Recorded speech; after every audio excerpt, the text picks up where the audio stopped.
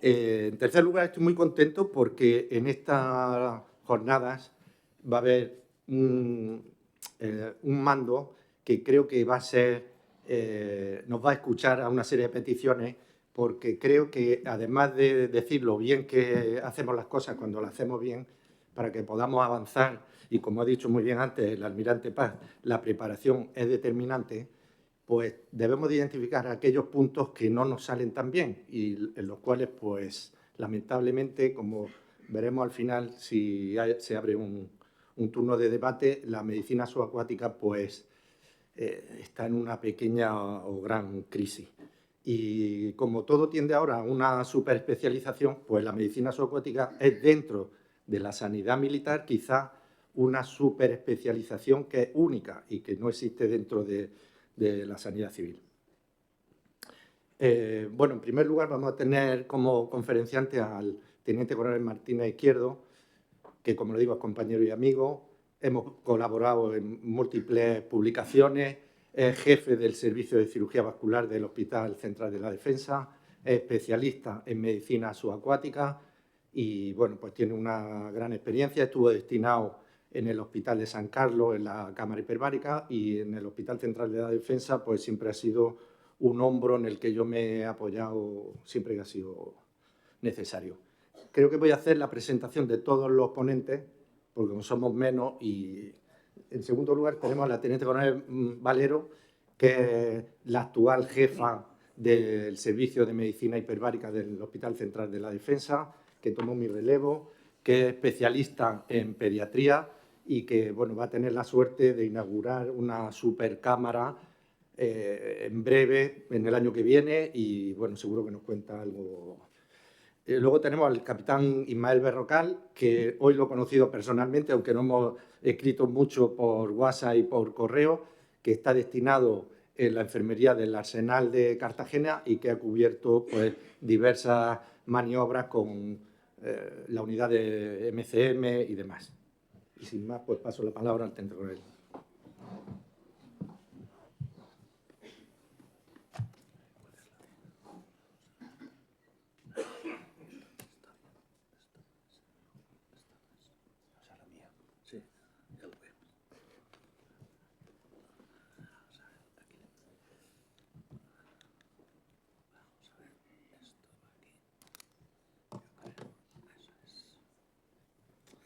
Con permiso de licencia, mi general. Bueno, en primer lugar, dar las gracias a la Dirección General de Sanidad por la organización de estas jornadas y por haberme invitado. Probablemente me han invitado no tanto por mi conocimiento, sino por la falta de especialistas en medicina subacuática. Actualmente somos muy pocos los que estamos en activo. Y en activo, bueno, yo estoy en activo, pero no estoy ejerciendo como subacuático, sino como cirujano vascular en el Hospital Gómez Ulla como jefe de servicio y, curiosamente, soy el único cirujano vascular de la Armada y de cuerpos comunes. Bueno, como ha dicho el teniente coronel Enrique Callejón, nos unió una gran amistad y en muchas experiencias juntas mientras que estuvimos en Cartagena y luego, posteriormente, cuando yo fui destinado, después de hacer la especialidad de cirugía vascular al Gómez Ulla, él estaba en el Gómez Ulla también y se encargó. Yo durante unos meses estuve de jefe accidental de la Cámara Hiperbárica, del Servicio de Medicina Subacuática, y posteriormente él fue mi relevo y cogió la plaza. Y durante ese tiempo hicimos muchas colaboraciones y algunas publicaciones. Bueno, entrando en detalles y con relación a la charla que me han pedido que hable, voy a intentar tratar estos puntos, qué es un accidente de buceo, su incidencia, su gravedad, distintas clasificaciones que hay de estos accidentes, cómo debemos actuar, que es la parte más interesante y creo más importante, y la prevención de ellos. Casi todo el mundo que ha ido al CBA, que somos muchos porque casi todos nos conocemos o nos hemos visto, según entramos por las escaleras vemos que hay un lema que pone: el buceo es una actividad difícil y callada. Y creo que ese es el problema de la medicina subacuática. Sigue siendo difícil y, sobre todo, callada porque nos callamos. Los que estamos no hablamos suficiente y no exponemos. Por eso estas charlas creo que son interesantes. Centrándonos en lo que es un accidente de buceo, pues es un accidente como ocurre en todos los lados, es una patología aguda que se produce en relación con la inmersión. No tiene por qué ser producido durante la inmersión, sino en el pre y en el post de la inmersión pueden aparecer esa patología, que normalmente es un proceso agudo. Como ven, la incidencia es bastante baja, afortunadamente, pero su mortalidad es elevada. En el buceo profesional en España se estima que hay en torno a 100, 150 casos al año, de los cuales 35 son graves y 10 ocasionan la muerte del buceador. Esto en cuanto al buceo profesional no militar. En la agencia Dan America tienen contabilizados aproximadamente 3-4 muertes por cada 100.000 inmersiones en sus estadísticas. Como verán, no son, parecen muy elevadas, pero realmente hay muchas inmersiones a lo largo del año y a lo largo de todo el mundo. Pero el buceo, no solo tenemos que pensar en el buceo con equipos respiratorios tipo scuba o equipos de superficie con aporte de oxígeno de superficie, sino también tenemos que considerar que el buceo también está la apnea y el snorkel, como pasa en nuestros nadadores de rescate. Estos tienen una patología más característica, cada uno, pero todos comparten los mismos problemas. Y los mismos problemas en el buceo, fundamentalmente, es que estamos sometidos a un ambiente, o están sometidos los buceadores, a un ambiente que es hostil, que supone un estrés tanto por el trabajo como por el medio en el que se desarrolla. Es importante contar que el agua, aunque sea en mares cálidos, debemos considerarla como un ambiente frío, y más como en estas imágenes que hay en el buceo en la Antártida y en los lagos de los Pirineos realizados por la unidad de buceo. Pero sobre todo, y lo que todos tenemos en mente, que el buceo es someterse a un aumento de presión tan elevada como que, si lo comparamos con el vuelo o con las actividades en altura, casi 1.000 y pico metros suponen media atmósfera y en cambio con 5 metros logramos aumentar ese porcentaje. Hay una variación muy elevada. Claro, ustedes me dirán, bueno, pero claro, un avión es una elevación, un ascenso muy rápido, entonces el cambio de presión, aunque no es tanta presión, pero es muy brusca. Pero ustedes tienen que contar que ciertas patologías del buceo se producen por esa velocidad en que se produce esa inmersión. Y ahí la imagen del buceador sometido a esa presión importante. Vale. Probablemente todos pensamos en el buceo y que es complicado y las enfermedades que acarrean, pero realmente se resumen en estas 3 leyes de los gases. Tanto la ley de Boyle, que nos relaciona la presión con el volumen, mayor presión, mayor volumen, con lo cual se originan patologías barotraumáticas, que luego insistiré un poco más. La ley de Dalton, que habla que los gases que respiramos, el aire, está compuesto fundamentalmente de nitrógeno y una parte de oxígeno y otros gases, con la presión, al aumentar la presión general, nos aumenta esa presión de esos gases y puede llegar a ser patológico. No olvidemos que el oxígeno es patológico, que el nitrógeno es patológico y, por supuesto, el CO2 o el CO es patológico. Y la teoría de Henry, que nos habla de la dilución del nitrógeno en los tejidos en función de la presión sometida. Esto explica un poco la teoría de descompresión. Más bien, yo creo que es descomprensión, porque si ustedes lo han estudiado, muchas veces que es difícil comprender por qué se producen esas burbujas y el ritmo con el que se producen. Y sobre todo, por qué 2 buceadores sometidos al mismo ejercicio y al mismo buceo, por qué uno sufre enfermedad descompresiva y el otro no. Bueno, y no olvidemos que el buceo es un ejercicio muy intenso. Y estas son simplemente es para que tengan en cuenta que está registrado por la Sociedad Americana de Buceo de alerta que la mortalidad está fundamentalmente relacionada con patología coronaria no conocida o oculta, que por el ejercicio y por el ejercicio sometido a presión, que supone unos cambios en el corazón y el ejercicio en sí, producen un alto nivel de muertes producido por este ejercicio. Bueno, pues ya centrándonos un poco más en lo que son los accidentes de buceo, podemos clasificarlos fundamentalmente en 2. Según la etiopatogenia, ya hemos dicho que la presión es la parte más importante y los descalificaríamos como no disbáricos o disbáricos en relación con la presión o no. Fundamentalmente los no disbáricos es los que no están relacionados o no nos acordamos de ellos con el buceo, como es el ahogamiento. Pero el ahogamiento lo he puesto ahí un poquito subrayado porque puede ser la consecuencia de todos los demás accidentes y intentaré luego explicarlo.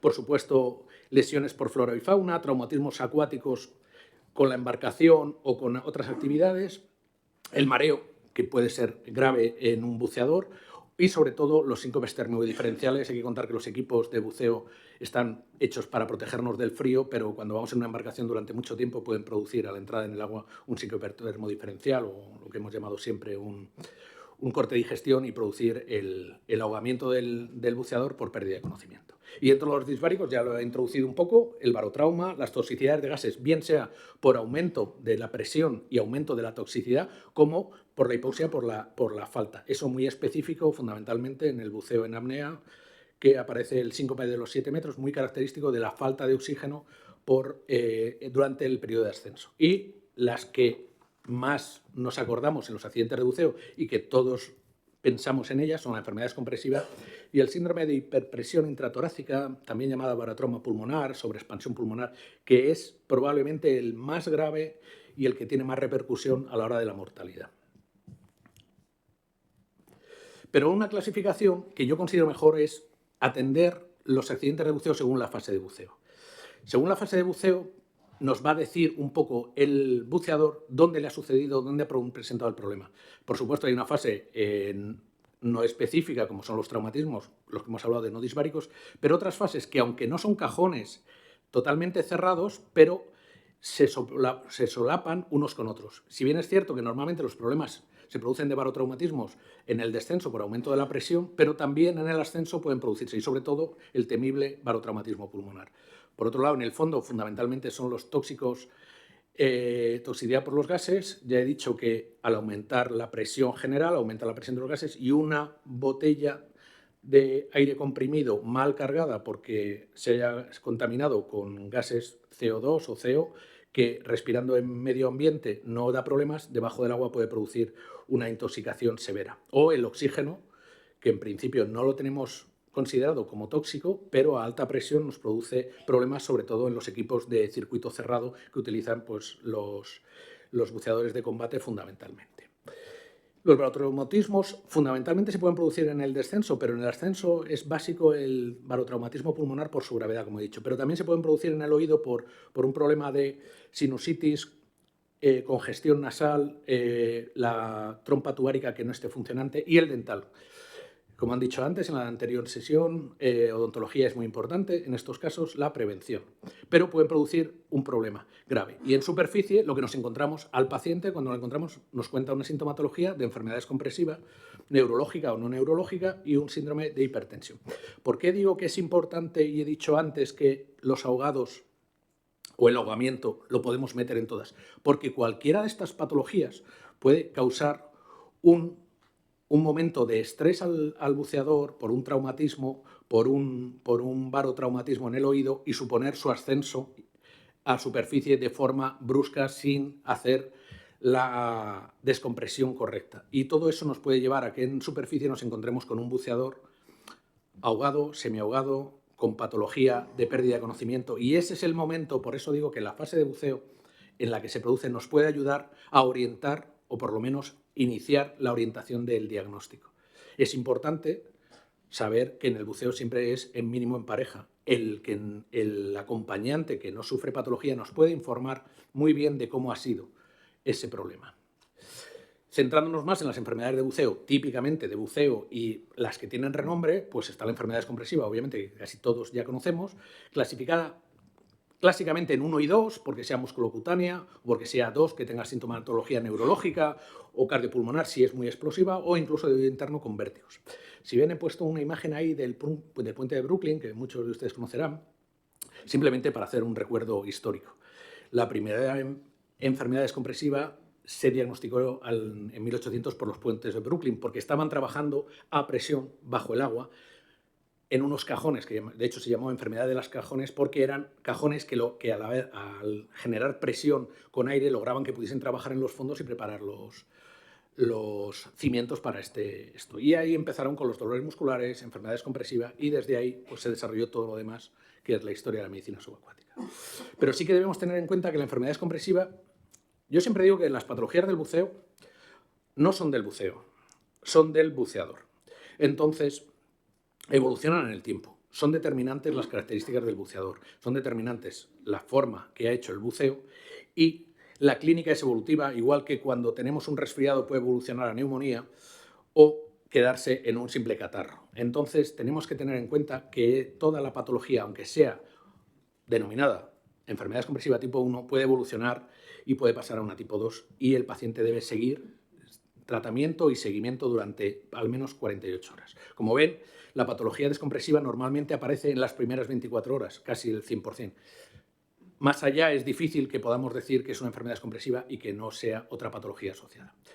Y el síndrome de hipertensión y hiperpresión intratorácica produce un barotraumatismo durante el ascenso que fundamentalmente se produce por la rotura alveolar. La rotura alveolar porque se produce una apnea y un escape libre, lo que denominamos un escape libre.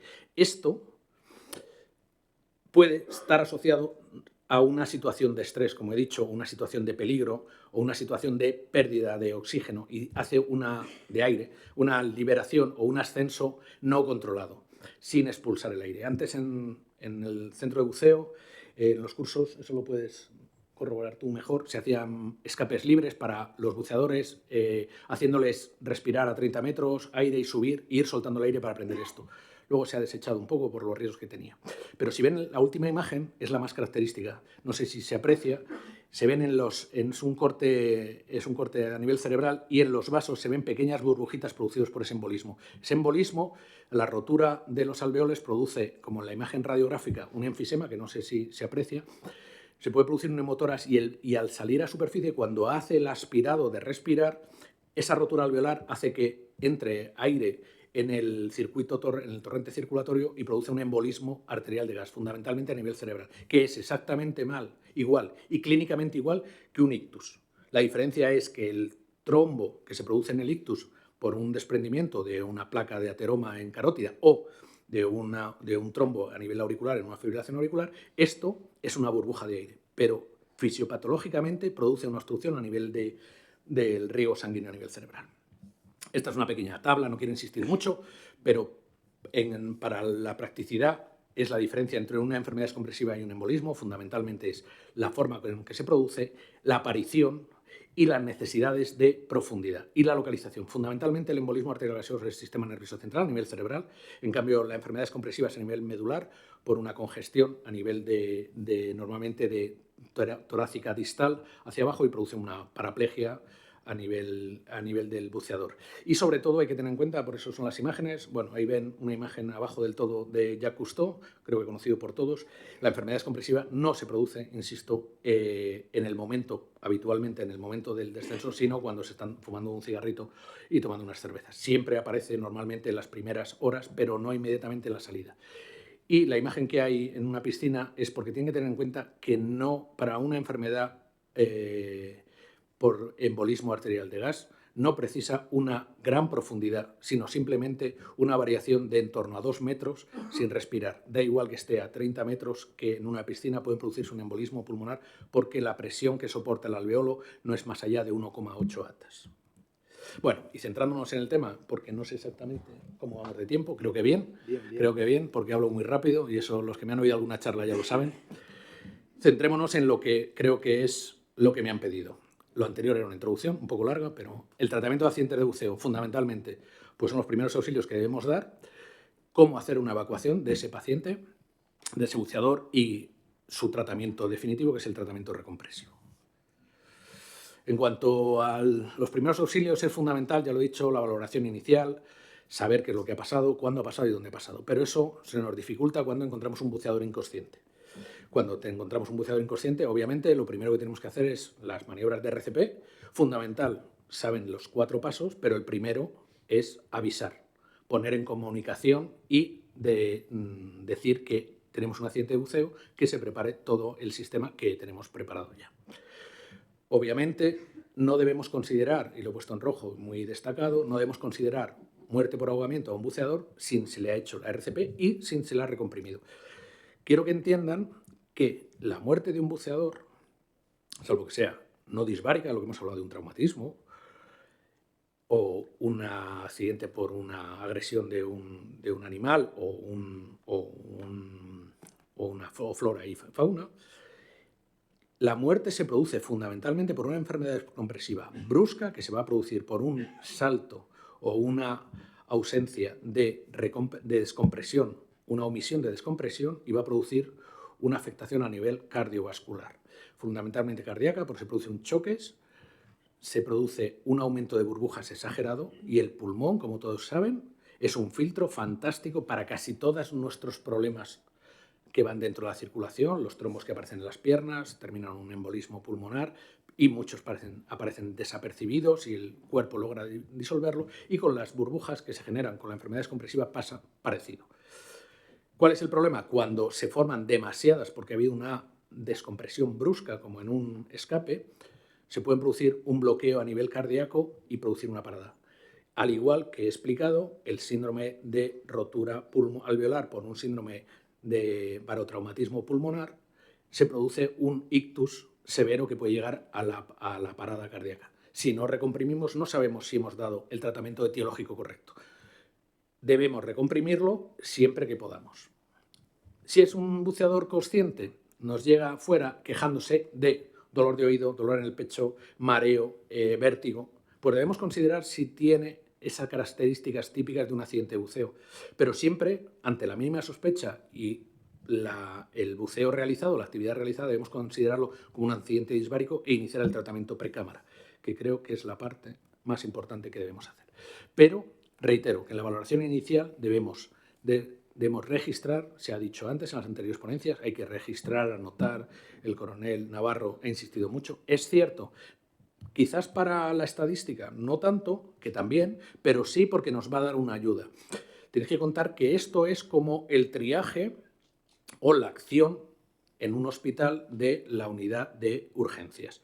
Sus datos recogidos de cómo fue el dolor, cuándo empezó, si lo asocia a algo, pueden ser importantes para la hora de determinar su diagnóstico, y en el caso de accidente de buceo debemos saber perfectamente y tener claro cómo ha sido el perfil de inmersión. Ven la tabla que está en esa, nos dice cuándo entra en descompresión, cuándo no entra en descompresión, cuánto tiempo ha estado en descompresión. Un buceo a baja profundidad que ha estado poco tiempo, difícilmente podemos pensar en una enfermedad descompresiva, salvo que hay unos factores predisponentes como son inmersiones sucesivas, inmersiones días anteriores, una serie de patologías asociadas. Y sobre todo la aparición de la sintomatología. Por eso he insistido en el tema de la clasificación según la fase de ascenso, dónde ha empezado el dolor, dónde ha empezado el problema, cuál ha sido. Y obviamente somos médicos, somos enfermeros, debemos saber explorar una patología relacionada con el buceo. Aquí viene una hoja, como ven, es un examen fundamentalmente neurológico, es del Manual Americano de Buceo, pero he destacado que en la historia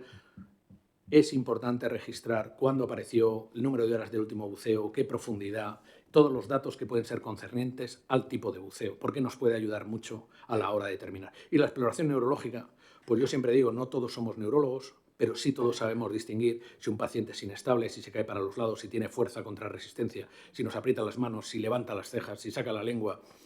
Vemos los pares craneales, analizamos en nuestra mejor y menor medida, pero podemos detectar un problema neurológico. Por supuesto, si tiene una paresia, una pérdida de fuerza.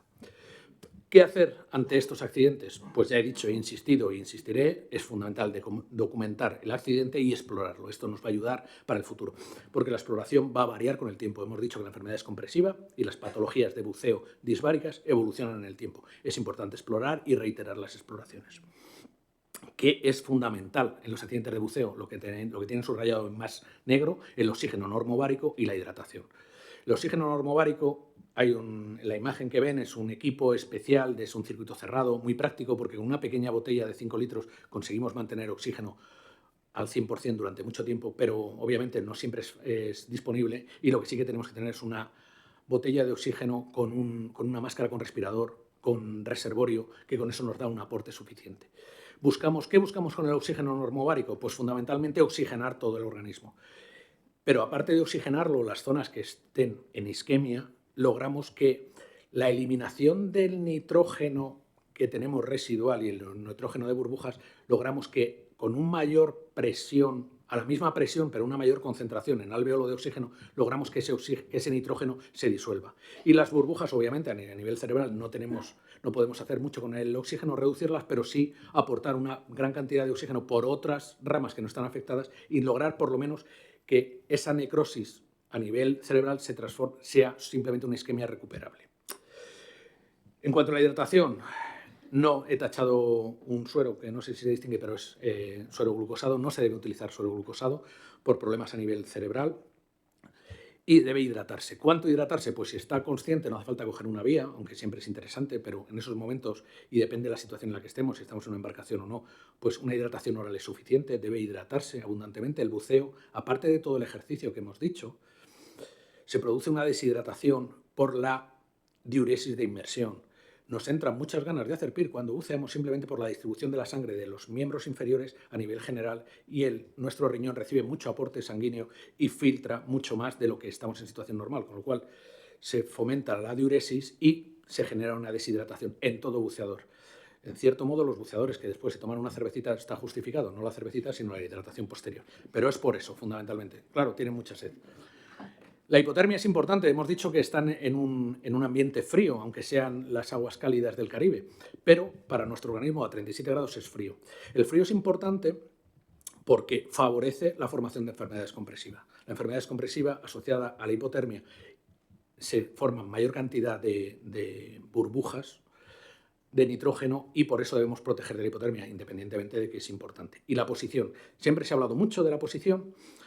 La posición, si está inconsciente, obviamente es la posición para darle una RCP básica, pero en los conscientes siempre se ha hablado de la posición lateral de seguridad. Al final tenemos que conseguir que el paciente, si tiene dificultad respiratoria, que esté en la posición más cómoda para que pueda respirar bien.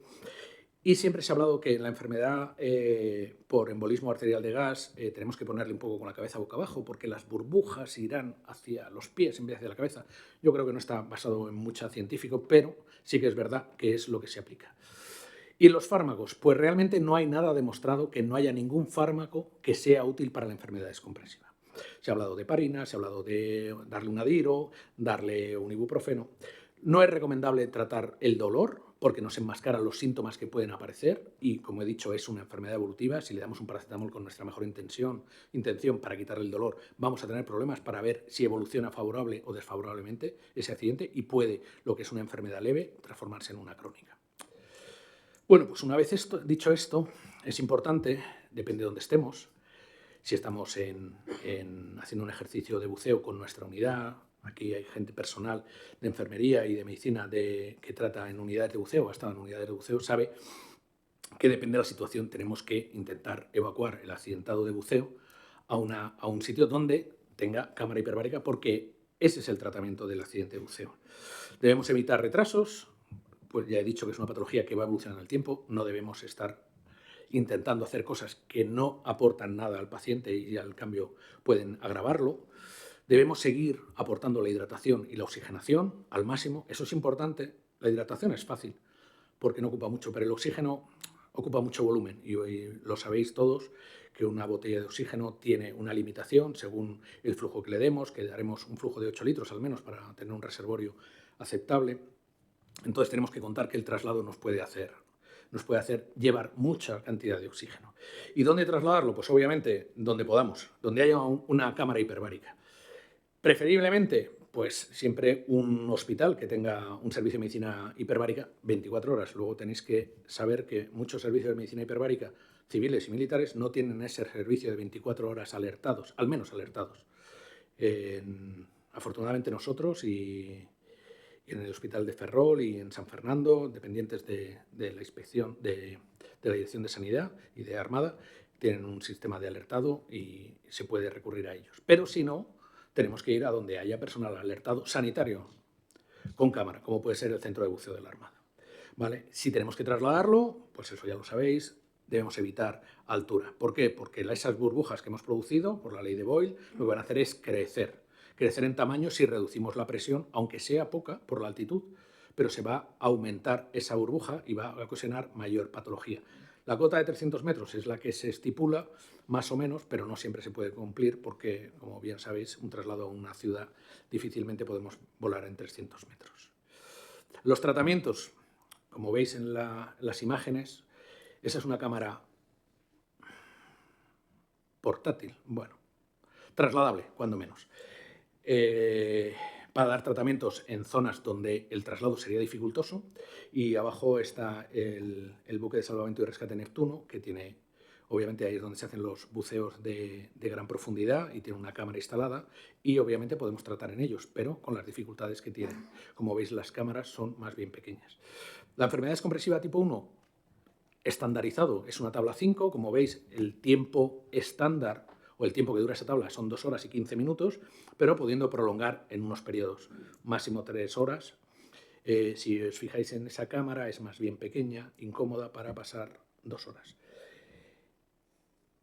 Dentro de esa cámara debería haber el buceador afectado y un acompañante. Ese acompañante debe ser un personal de sanidad. No digo médico o enfermera o enfermero, digo personal de sanidad. Y ese personal de sanidad está para atender al paciente, no para dirigir el tratamiento.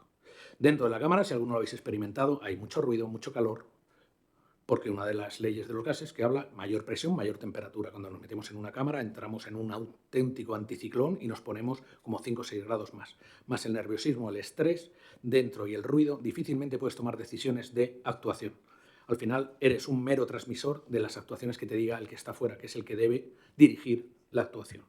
Muy parecido, mi general, a intensivos. El intensivista debe ser suficientemente desde fuera ver la actuación y mis dos generales lo saben perfectamente, mis tres generales, perdón, lo saben perfectamente. Desde dentro difícilmente se puede trabajar. La enfermedad descompresiva tipo 2 o embolismo arterial de gas, nos vamos ya a 4 horas, casi 5, pero podemos prolongarlo hasta 8 horas. Imagínense, esas imágenes son de medidas contraminas, la cámara de medidas contraminas, ahí dentro se ve a uno simulando que está descansando. Ahí dentro tiene que haber ese paciente, el enfermero o el médico, y debería haber otro más, que ustedes según están pensando, el buceador acompañante. Si ha tenido una enfermedad descompresiva, un paciente, un buceador con clínica, el otro ha sufrido la misma inmersión. Tenemos que pensar que tiene los mismos problemas, pero que clínicamente no se han aparecido. Debemos dejarle fuera y decidir en observación si le metemos. Siempre hablamos de los problemas en los buques, de no podemos atender bajas masivas más de 4. Bueno, pues en buceo y en enfermedades compresivas difícilmente, muchas veces podemos tratar 2 enfermos, 2 pacientes o sintomáticos y asintomáticos dentro de una cámara como esta. Entonces, ustedes me dirán, bueno, entonces, ¿qué hacemos? Si me dice que es evolutiva, ¿qué tabla utilizamos? Yo no soy partidario de decir enfermedad descompresiva 1, enfermedad descompresiva 2. Yo creo que es una enfermedad descompresiva que evoluciona en el tiempo y aún así, debemos tratarlo. Igual que una infección, vamos ajustando la medicación, vamos ajustando los antibióticos en función de la respuesta, en función de los microcultivos, debemos hacer lo mismo. Y el punto de corte son los 18 primeros metros, que hemos respirado a presión de 18 metros, 60 pies, durante 20 minutos oxígeno. Ese es el momento que se debe reevaluar al paciente. Si ha habido mejoría de su sintomatología, debemos continuar con una tabla 5, si es una enfermedad descompresiva musculocutánea, y si empeora o no hay una mejoría, debemos irnos a la tabla 6.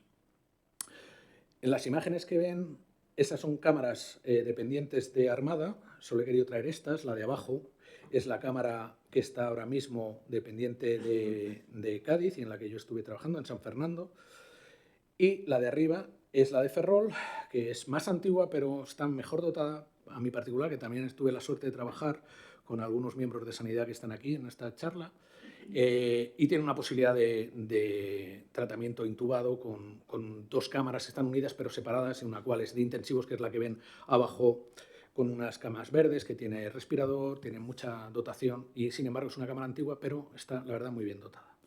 Entonces, estas son las cámaras favorables para hacer un tratamiento. Piensen que ahí podemos meter una camilla completa, entrar el médico, entrar el enfermero, entrar y salir el médico con facilidad para hacer esa evaluación a los 20 metros. He dicho que el médico dirige la intervención. Está fuera y es el que ha hecho una primera o una última exploración antes de entrar en cámara. Cuando a los 18 metros estamos y llevamos 20 minutos, debe ser el que él entre y vuelva a hacer la exploración. Sin la presión, sin el estrés, entre comillas, que está sufriendo el acompañante sanitario dentro de la cámara. Y aquí pongo, con relación a eso, aparte de esas 2 fotos que es del Centro de Buceo de la Armada, la cámara que está instalada allí, que es de uso científico y de atención, donde están dando tratamiento a dos pacientes, 2 buceadores de la Guardia Civil que sufrieron enfermedad descompresiva tipo 1 y afortunadamente fue todo muy bien. Señalo lo que hay en la doctrina de buceo, en el manual de buceo de la Armada. Los tratamientos hiperbáricos deben ser dirigidos por este orden: el médico especialista en medicina subacuática, el médico con actitud, el enfermero y, posteriormente, casi el primero que esté allí. No es así porque tanto los tecnólogos de buceo como buzos, buceadores y personal cualificado en manejo de cámaras, durante los cursos se les dan clases de sanidad. Y El teniente coronel Callejón se encarga mucho, en parte con todo su equipo, de formar a esta gente. Pero realmente tenemos que ser nosotros, el personal de sanidad, los que dirijamos el tratamiento y buscamos qué es lo mejor para nuestro buceador. Y lo que pone en el punto 4, que no se debe demorar el inicio, ya he insistido en que no debemos, pero pocas veces un retraso de 10 minutos empeora una situación médica y una aceleración de los tratamientos podemos estropear y lo que nos creíamos que era una enfermedad descompresiva del oído era un barotrauma de oído interno y empeorará claramente la enfermedad. Por último, como he dicho al principio, la incidencia es muy baja. Tenemos que preocuparnos mucho, hombre, nos tenemos que preocupar por la gravedad de los accidentes, pero creo que es más importante la prevención de estos accidentes de buceo que saber tratarlos, que creo que sabemos tratarlos, o por lo menos los cursos que se dan a nivel de la Escuela Militar de Buceo, o la escuela en Cartagena, son bien preparados. Como siempre, es difícil estar seguros mientras que tú no ejercitas eso. Y es difícil ejercitarlo porque afortunadamente no hay accidentes de buceo o no hay demasiados accidentes de buceo. Pero es fundamental la preparación física del buceador y la psicológica. Tienen que saber cómo son los accidentes, cómo se producen. Pero aquí el buceador, yo siempre digo cuando doy alguna clase de esta, que quién es buceador, ¿no? Entonces muchos levantan las manos y dicen, yo hago scuba, yo tengo 3 estrellas, no sé qué. Buceador somos todos, porque todos nos metemos en el agua. Y el personal de sanidad que entra en cámara es buceador, en seco, pero es buceador. Entonces debemos tener una preparación psicofísica importante. Psicológica para aguantar el estrés, eso creo que lo tenemos todos por nuestra cualificación a nivel de sanidad, pero física es importante. Vamos a someternos a la misma presión que ellos. Y ahí, como habéis visto, es muy larga la exposición y se puede producir enfermedades compresivas y muchos compañeros nuestros lo han sufrido. Es importante cumplimentar la instrucción técnica, la nueva que ha salido hace poco, de los reconocimientos médicos iniciales, periódicos y extraordinarios. Ahí nos dicen las normas a través de la inspección que debe cumplirse y que no debe cumplirse. Y debemos ser estrictos. Y en las unidades de buceos deben ser estrictos. Y por último, tanto los médicos como enfermeros con cualificación de ambiente hiperbárico o accidente de buceo que era antes, es importante con unidades de buceadores que sean ellos su médico de cabecera. No nos sirve el actuar cuando está mal el buceador, sino debemos actuar durante todo el periodo que hay buceadores. En las unidades suele haber 1 o 2 buceadores en cada barco y deben estar controlados por el personal de sanidad, desde que tenga un resfriado. Al igual que hacemos con nuestros pilotos, el personal del Ejército del Aire, que tiene en las unidades, en las bases, tienen un control exhaustivo de los pilotos, debemos tener el mismo control nosotros como médicos de las unidades con buceadores, bien sean unidades de buceo, bien sean barcos que tengan embarcados. Y únicamente referir esta bibliografía, que es fácilmente accesible, la doctrina de buceo. En el capítulo 14 habla de todo lo que he hablado yo, mucho mejor, obviamente, porque está expuesto por personal de sanidad que lo ha desarrollado durante mucho tiempo. El manual de buceo americano y la normativa de seguridad en el que viene el registro, cómo registrar un informe de tratamiento de buceo y viene especificado qué hacer, qué no hacer, cómo registrarlo y todo eso. Y nada más, esto era lo que quería comentaros. Gracias.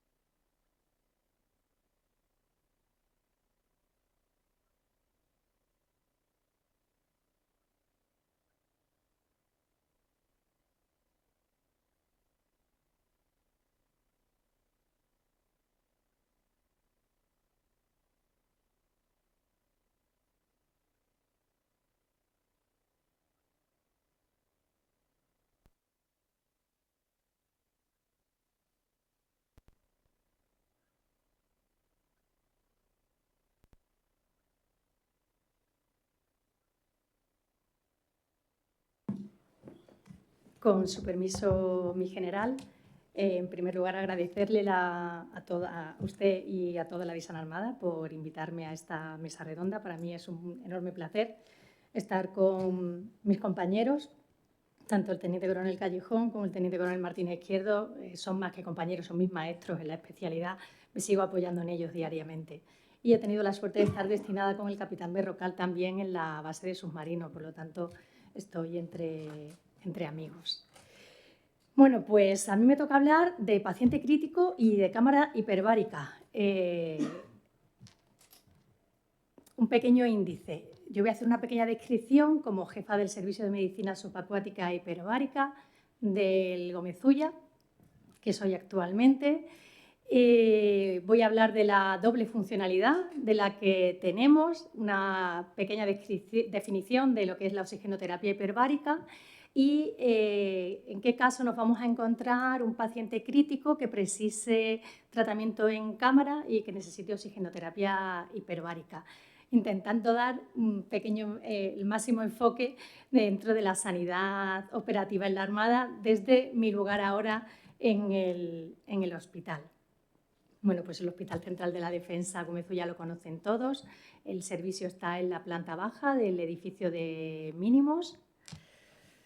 Disponemos de una cámara multiplaza, un poquito mayorcita ya, pero bueno, dispone de hasta 10 plazas en la cámara principal y 4 en la antecámara. También tenemos una cámara monoplaza que nos ha dado mucha facilidad para muchos tratamientos en el hospital. ¿Y por qué decimos que tenemos una doble funcionalidad? Pues bueno, yo pienso que nuestra misión principal es dar cobertura a las actividades militares operativas en medios subacuáticos y de altitud. Cubrimos actividades de buceo, salto jalo-jajo, pruebas de hipobaria y vuelos de determinada envergadura en las que también se considera que tenemos que estar alistados. De manera fundamental, estamos para el personal militar y de los 3 ejércitos y de la Guardia Civil. No se tratan accidentes de buceo de personal civil en el hospital. Estamos dentro del ROLE 4 y somos la unidad de referencia en oxigenoterapia hiperbárica, en tratamiento de accidentes de buceo y de patología disbárica de toda la zona central de España. Este año pasado han venido 2 compañeros desde zona de operaciones porque precisaban tratamiento en cámara hiperbárica. Y también tenemos nuestra función pericial, muy importante, como ya ha comentado el teniente coronel Martínez Izquierdo, con los reconocimientos médicos de todas las actividades de buceo. ¿Cuál es nuestra misión secundaria? Pues estamos en el hospital, así que ya se la pueden ir imaginando. Tratamos patologías clínicas. Ahora ya no solo tratamos al personal militar, sino que tratamos a personal civil. Son pacientes que vienen derivados de diferentes especialistas, ya sean de nuestro mismo hospital, desde hospitales privados, de IFAS Adeslas, IFAS Asisa, o el Ministerio de Defensa tiene un convenio con el Servicio Madrileño de Salud por el que atendemos una serie de patologías que pueden ser tratadas con oxigenoterapia hiperbárica. No solo es la Comunidad de Madrid, sino que también nos llegan de todas las comunidades autónomas adyacentes, ya que no hay ninguna cámara hiperbárica en todo el centro de España. Como ya he dicho, tenemos una cámara multiplaza y una cámara monoplaza. A pesar de que tratáramos 40 tratamientos de OHB todos los días, la lista de espera ayer era de 135 pacientes, por lo tanto necesitamos más. ¿Qué material tenemos? Pues a día de hoy tenemos un ventilador, el Osilox 2000 lo habéis visto todos en las unidades porque tiene muchos años, y un pulsiosímetro. Es realmente lo que a día de hoy tenemos en el hospital. No tenemos un monitor que sea compatible para tenerlo dentro de la cámara. No tenemos bombas de perfusión muy precisas para un paciente crítico, pero a pesar de eso, ahí tienen al teniente coronel Callejón con un paciente que tuvo un embolismo arterial gaseoso, que estabilizaron en nuestra UCI y que trasladaron a la cámara hiperbárica, intubado, conectado a ventilación mecánica y sedado. De hecho, si se fijan en la foto, no es ni siquiera el Osilox 2000, es el Osilox 1000 el que tuvimos que usar porque fue el que realmente permitía ventilar a este paciente con los cambios de presión que hay dentro de la cámara hiperbárica. Bueno, tenemos la suerte de que estamos a punto de recibir el Searetron. Es el único ventilador mecánico que hay compatible para su uso dentro de las cámaras hiperbáricas. Nos permite estar hasta 50 metros de profundidad y él mismo va a ir sensando y va a ir cambiando los parámetros ventilatorios que nosotros hayamos programado para ese paciente. Y, como ya se adelantaba el teniente coronel Callejón, si no hay ningún contratiempo, el año que viene instalarán un complejo hiperbárico. Pasaremos de tener una cámara multiplaza que podríamos tratar hasta 14 pacientes a tener un complejo hiperbárico con una capacidad de hasta 30 pacientes. Pero es mucho más, porque ¿por qué no se llama cámara hiperbárica? Porque no es una cámara hiperbárica, realmente tengo 4 cámaras hiperbáricas. Como veis, está dividido en 4 compartimentos en los que yo podría tratar 4 patologías diferentes. Como ha dicho el teniente coronel Martínez Izquierdo, cuando hay un accidente de buceo, todos los buceadores van en pareja. Entonces, uno sale con enfermedad descompresiva y el otro no. Pero como no sabemos si dentro de una hora el segundo la va a tener, se mete a los 2. Yo con esto puedo meter a un paciente, iniciar un tratamiento, la tabla que veamos que precisa, y a la hora me puede llegar otro paciente y puedo iniciar otro, así hasta 4 tratamientos de manera simultánea. Y una cosa muy importante que también hemos intentado y lo hemos conseguido es que tenga conexión OTAN-STANAG. Esto nos va a permitir trasladar a pacientes y hacer la transferencia bajo presión. Es decir, en el caso de un hundimiento de un submarino, salvamento y rescate de submarino, España está dentro de la OTAN, en todo el grupo SMER y SMERAD, y tienen muchas de las naciones que participan, tienen estas cámaras de rescate en las que al paciente se le mete, se le llega a la presión de 18 metros, se trasladaría vía ELO o la vía más rápida al complejo, se conectaría y a la misma presión se producirá la transferencia, dando el tratamiento en un complejo hiperbárico con unas capacidades y una comodidad que además está dentro de un hospital que no tienen estas cámaras portátiles que ya nos ha enseñado el teniente coronel Martínez Izquierdo. ¿Y qué es la oxigenoterapia hiperbárica? Pues es una modalidad terapéutica basada en elevadas presiones parciales de oxígeno. Vamos a respirar oxígeno al 100%, oxígeno puro, dentro de una cámara hiperbárica que lo que vamos a hacer con ella es incrementar la presión por encima de la atmosférica. Es una terapéutica farmacológica. El oxígeno hiperbárico se considera un fármaco. Actualmente hay 14 indicaciones de patologías que deben de tratarse con cámara hiperbárica. La Sociedad Europea de Medicina Hiperbárica, su último consenso fue en el 2017.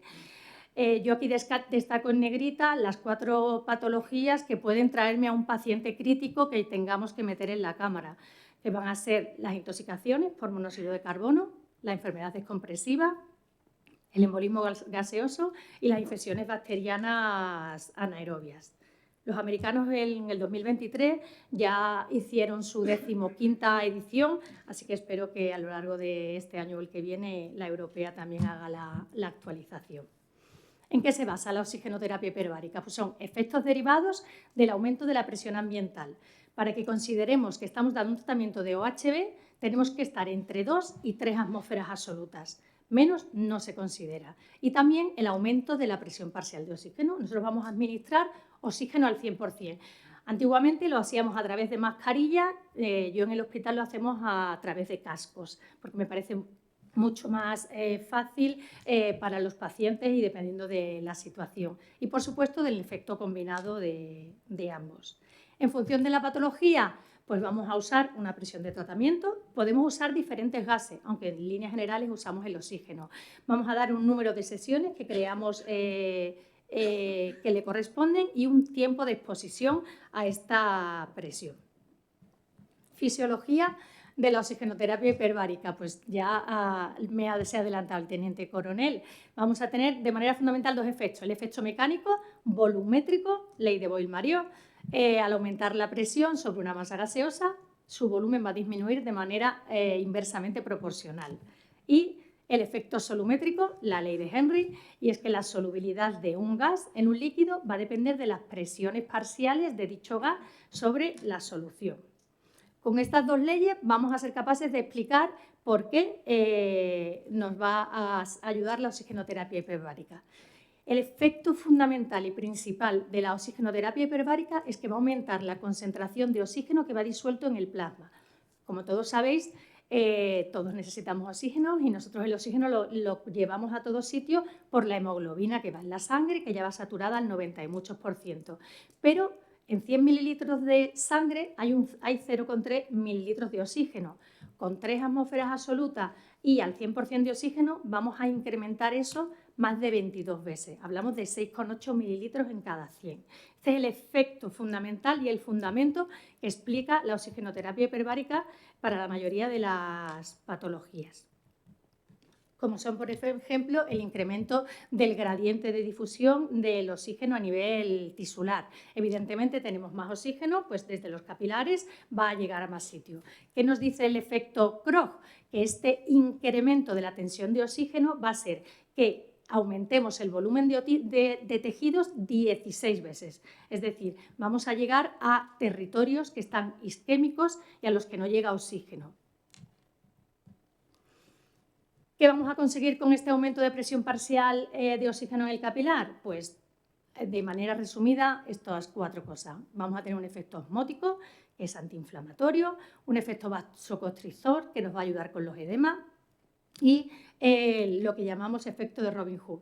Y es que cuando vamos a tener mucho oxígeno se va a producir vasoconstricción de esos tejidos sanos y bien oxigenados y vasodilatación de esos tejidos hipóxicos y que están enfermos. De manera que se va a repartir de una manera más equitativa a los que más lo necesitan. Por eso el efecto Robin Hood.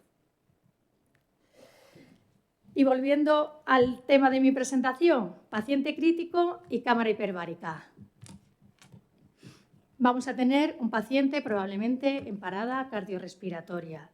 Da igual donde estemos, que estemos en una unidad militar, que estemos en una calle, en una avenida, en una ciudad como Madrid, o que estemos en un hospital, tenemos a un paciente en parada. Lo que vamos a hacer es una reanimación cardiopulmonar, como ya ha descrito el teniente coronel y como sabéis todos de sobra. Vamos a dar medicamentos que le hagan falta y vamos a llegar a intubar al paciente hasta que consigamos estabilizarlo. Si este paciente de verdad no conseguimos reanimarlo, va a terminar en una unidad de cuidados intensivos, donde va a estar monitorizado con todas sus constantes, conectado a un ventilador mecánico, con toda su medicación, diferentes bombas de perfusión. Y entonces, ¿cómo llevamos todo esto a la cámara hiperbárica? Pues con mucho cuidado, pero se puede. Centrándonos en las indicaciones en las que yo me podría encontrar un paciente crítico que tuviera que meter en la cámara hiperbárica, intoxicaciones por monóxido de carbono. Ya lo han hablado nuestros compañeros en la mesa anterior. ¿Qué vamos a ver en un barco? Quemados, intoxicados por monóxido. ¿Vale?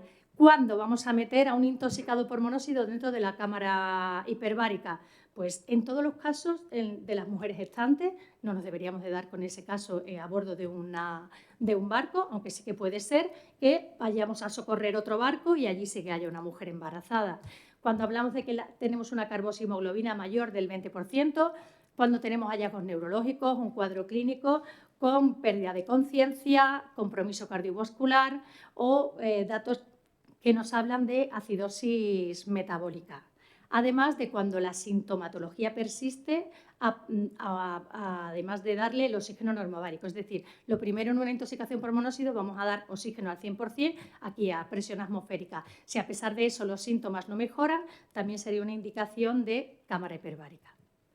¿Qué va a hacer la cámara hiperbárica? Pues en la tabla que tienen más o menos en el centro vemos como para eliminar ese monóxido de carbono de la sangre con el oxígeno al 100% a presión atmosférica nos vamos a llevar 1 hora y media, a 2,8 atmósferas, en 23 minutos hemos lavado toda la carboxiemoglobina.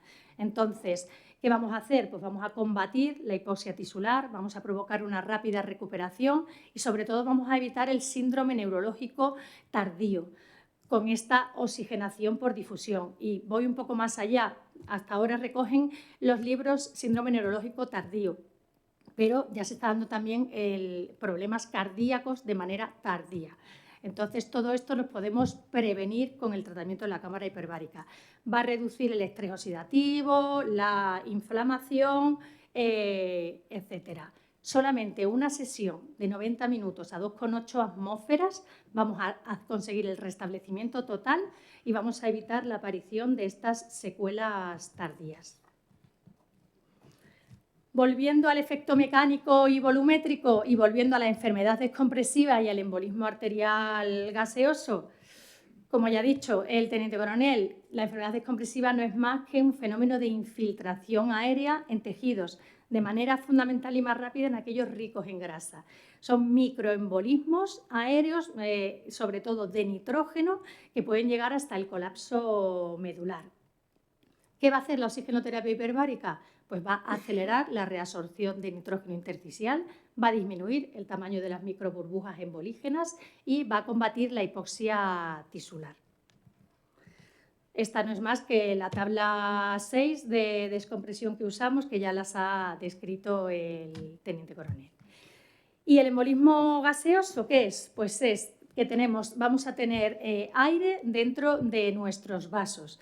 Las dos imágenes de arriba, a la derecha y a la izquierda, es de un señor que mientras que le estaban haciendo un angiotac, a la introducción del contraste, se introdujo aire. Este señor tuvo una pérdida de conciencia, entró en asistolia, se inició la reanimación cardiopulmonar, pasó a la UCI, se estabilizó, se intubó, sedado y viendo las imágenes se decidió tratamiento en cámara hiperbárica, que son las fotos que he puesto.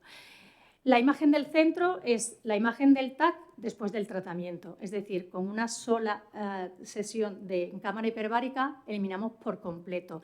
Vemos una gran burbuja en la arteria pulmonar y las cavidades derechas están prácticamente llenas de aire. Por lo que vemos, estos embolismos gaseosos no solo se van a producir en el buceo, sino que se van a dar también en determinados procedimientos diagnósticos y terapéuticos que se hacen a diario en el hospital. Dependiendo de la repercusión clínica de este embolismo, puede llegar a la muerte. Esto va a depender, pues, de la cantidad de aire que tengan dentro del sistema cardiovascular, de la rapidez con la que entre este aire y de la localización que tenga. Este paciente se le dio una tabla 6 con ampliaciones y el teniente coronel, junto con la enfermera de la unidad, estuvieron casi 8 horas dentro de la cámara hiperbárica. Eso era 2020, época COVID, por lo que veis que van con los buzos, con las mascarillas, con las gafas, o sea, una tarea trabajosa. Pero este señor se fue de alta 10 días después sin ninguna focalidad neurológica y sin ninguna secuela. Eso es porque tenemos la suerte de tener la cámara hiperbárica, si no, probablemente este señor se le hubiera complicado mucho la vida. Y ya por último y para terminar, las infecciones necrotizantes de partes blandas, que son un conjunto de enfermedades infecciosas producidas por una gran variedad de gérmenes, pueden ser gérmenes productores de toxina y de gas, que son bastante graves. Su tratamiento fundamental es una cirugía precoz, una antibioterapia de amplio espectro y tener una unidad de cuidados de intensivo, a lo que hay que sumar la oxigenoterapia hiperbárica. ¿Qué va a hacer la oxigenoterapia hiperbárica? Pues va a tener un efecto bacteriostático y bactericida sobre muchos de estos gérmenes. Por la ley de Boyle, pues va a reducir el tamaño de esas burbujas que se van a producir en estas infecciones que producen gas, va a tener un efecto antiedematoso, va a mejorar la oxigenación tisular, ya lo hemos explicado, va a llegar a más cantidad de tejidos, va a delimitar y a reducir las áreas necróticas y además tiene sinergia con muchos antibióticos, es decir, va a potenciar la acción que tienen muchos antibióticos. Voy a poner algunas imágenes que no son muy agradables para la vida, para todos. Esta simplemente es una curva de supervivencia, es un artículo que ya tiene algunos años, en lo que, como veis, la línea de arriba es la supervivencia de los pacientes que recibieron oxigenoterapia hiperbárica y abajo los que no. O sea, hay un incremento muy importante de la supervivencia. Este es un compañero militar, ya en el retiro, que tuvo una infección necrotizante de partes blandas, así llegó a nuestra unidad. Después de 13 sesiones de 90 minutos Ahí en la foto ven los cascos Sunrock que usamos habitualmente en la cámara. Este es el aspecto que tenía. Fue dado de alta con una evolución rápida y estupenda. Este es un compañero médico que tuvo una gangrena de Fournier, que como todos sabéis es una infección muy típica de la región perineal, que tiene una rápida evolución y que le dimos 9 sesiones de 90 minutos. En este caso fue en la cámara monoplaza porque era un aislamiento de contacto. Tenía muchos gérmenes de los que no nos gustan en los hospitales y además se pudo individualizar el tratamiento. Se le dieron los 3 primeros días 2 sesiones a 2,8 atmósferas por la mañana y por la tarde y a partir de ahí sesiones diarias. Rápidamente cirugía plástica, que tenemos aquí al jefe, pudo reconstruirlo y fue dado de alta con una evolución estupenda. Y esto es simplemente una foto del Hospital de Karolinska, que tiene UCI y tiene quirófano dentro de cámaras hiperbáricas. Muchas gracias.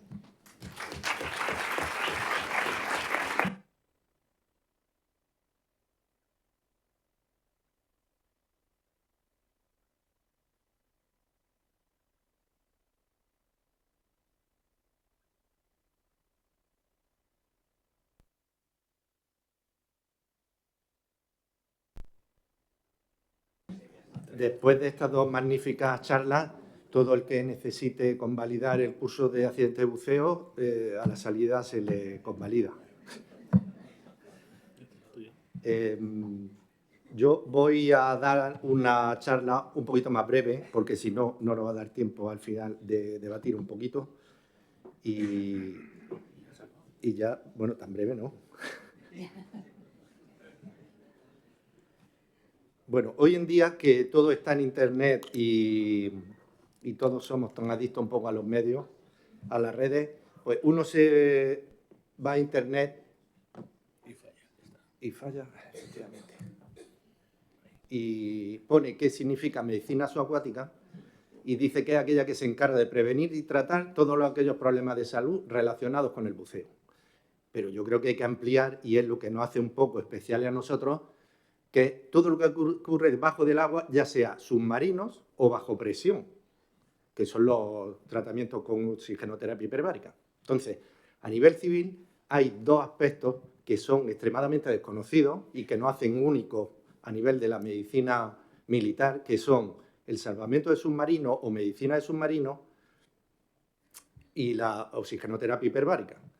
En fin, ahí tenemos en la imagen pues cosas que hemos hecho muy bien, pero que no se han conocido, como son, fuimos en Europa los primeros en tratar el COVID con la cámara hiperbárica, los primeros en Europa después de un trabajo que realizaron los chinos, y luego los chinos en el artículo nos dimos cuenta de que mentían como bellacos y verdaderamente la oxigenoterapia para el COVID, después de consultar a todos los papas de España, nos dijeron, sí, teóricamente aumenta la solubilidad de oxígeno en los tejidos y esta gente está con hipoxia, pues a la cámara directamente. Bueno, pues no fue regular. Y se demostró al final que la oxigenoterapia hiperbárica solo sirve para el COVID crónico, porque uno de los efectos que tiene el oxígeno es vasoconstricción a nivel pulmonar. Entonces yo metía a un paciente con COVID en la cámara, con una disnea brutal, llegábamos a 10 metros, que fue el máximo, y ¡ay, qué bien estoy! Podían hablar, y cuando llegábamos a 3 metros en el ascenso, me muero, y de saturación brusca, lo devolvíamos a planta, los vais a matar, estáis experimentando con ellos, hasta que ya descubrimos, bueno, que modificamos un poco las tablas y en vez de hacer esos ascensos en 15 minutos, pues estábamos 1 hora y, bueno, y los pacientes los destetábamos del oxígeno mucho mejor y se vieron, bueno, al final se demostró que no merece la pena utilizar la oxigenoterapia hiperbárica para el COVID.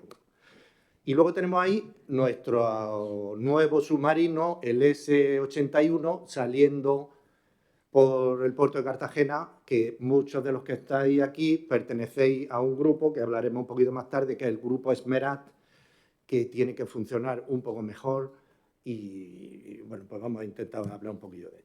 Y aquí vemos una foto, que esta foto es histórica, que es un bitráquea, buceo típico de los años 50 y 60, pero ahora pues hay se está incrementando un nuevo buceo, sobre todo desde que ha habido el ataque del Nord Stream en 90 metros, que es buceo autónomo a gran profundidad, porque llama mucho la atención ir a poner explosivos a un gaseoducto con el barco encima dando suministro de superficie. Entonces, la única forma que hay ahora de poner explosivos a 90 metros es este tipo de buceo que, bueno, a nivel de la Armada Española lo estamos considerando experimental hasta ahora y que vamos a llegar a 90 metros este año.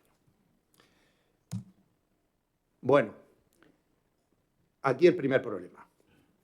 Especialidad de medicina subacuática, únicamente reconocida a nivel militar, no está reconocida por la Comisión Nacional de Especialidades Médicas y dura 2 años.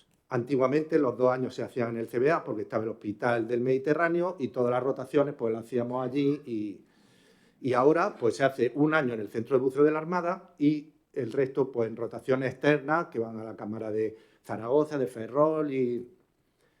¿Qué problema tenemos aquí? Pues que hay una falta brutal de especialistas. De hecho, aquí estamos más de la mitad de los especialistas. Es decir, que ahora mismo creo que somos 3 en Armada y 5 en total. Y 2 que están fuera de ámbito de medicina subacuática.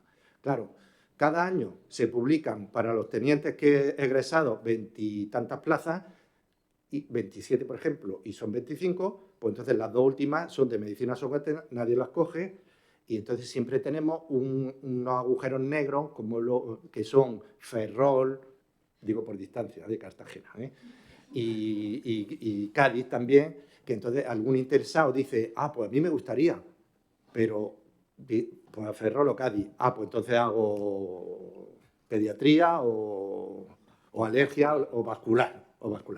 ¿Qué forma hay de hacer ahora subacuática? Bueno, pues uno la puede hacer después de hacer la especialidad.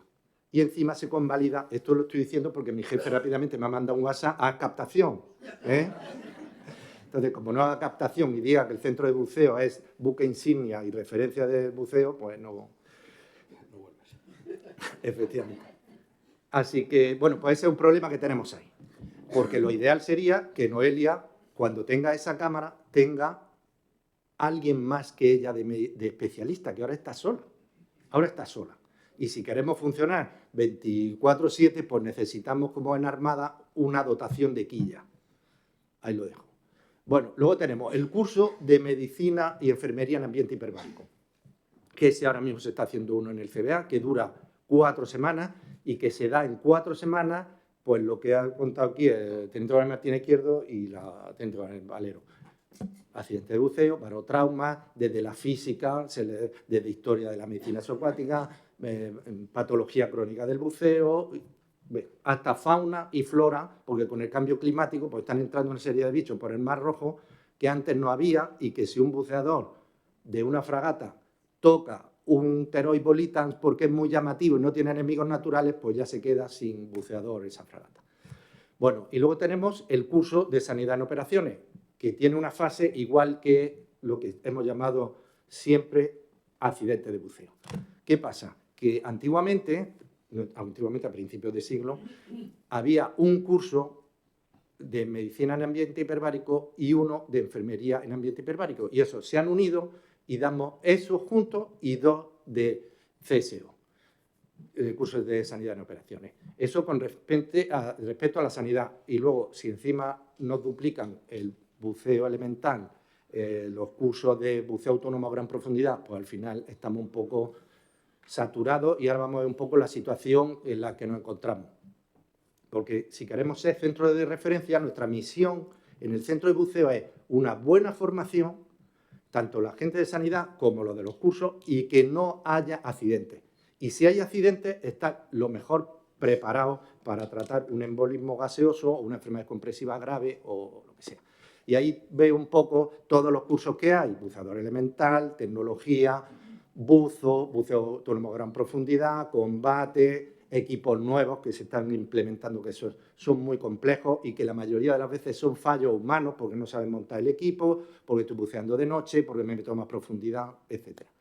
Y encima apoyamos el buque de salvamento y rescate Neptuno, que ahora veremos un poco qué misión tiene y que dentro de poco pues, tendrá un relevo del BAM-IS y que va a tener mejores capacitaciones y de todo.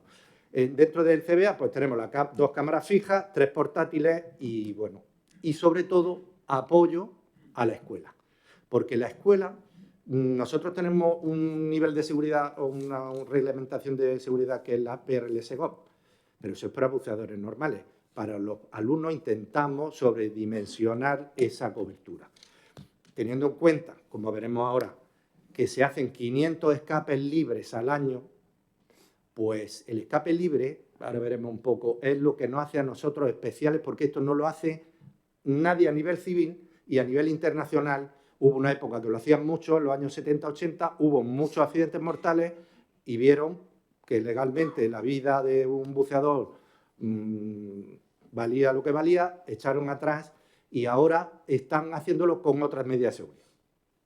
Luego, ¿qué más cosas intentamos hacer? Colaboración internacional. Para nosotros esto es fundamental, porque cada 3 años hay unas maniobras a nivel OTAN que se dedican al rescate y salvamento de submarinos. Y eso es desde nosotros tenemos toda la experiencia, porque ahora veremos todas las limitaciones que nosotros tenemos. Y nosotros tenemos al final que ir a pedir ayuda. Nosotros podemos hacer el A, pero el B y el C pues no podemos. Y ya para terminar, pues la situación de la base submarino es muy crítica y hacen un escape, que vamos a ver ahora, que es el escape del tanque de escape a 10 metros de profundidad. Hasta hace poco se hacía en la mar y ya se convenció, después de muchas reuniones en la base submarino, que no se hiciera el real en la mar por las dificultades de la asistencia y se hace en el escape, en el tanque, que tenemos la cámara a pie y, bueno, es mucho más. Un poquillo de introducción del salvamento de submarinos, porque esto viene desde los años 17, que hubo un submarino que se quedó en Bizerta y los buzos bajaron, eso fue en el 17, bajaron a más de 50 metros y recuperaron los cadáveres.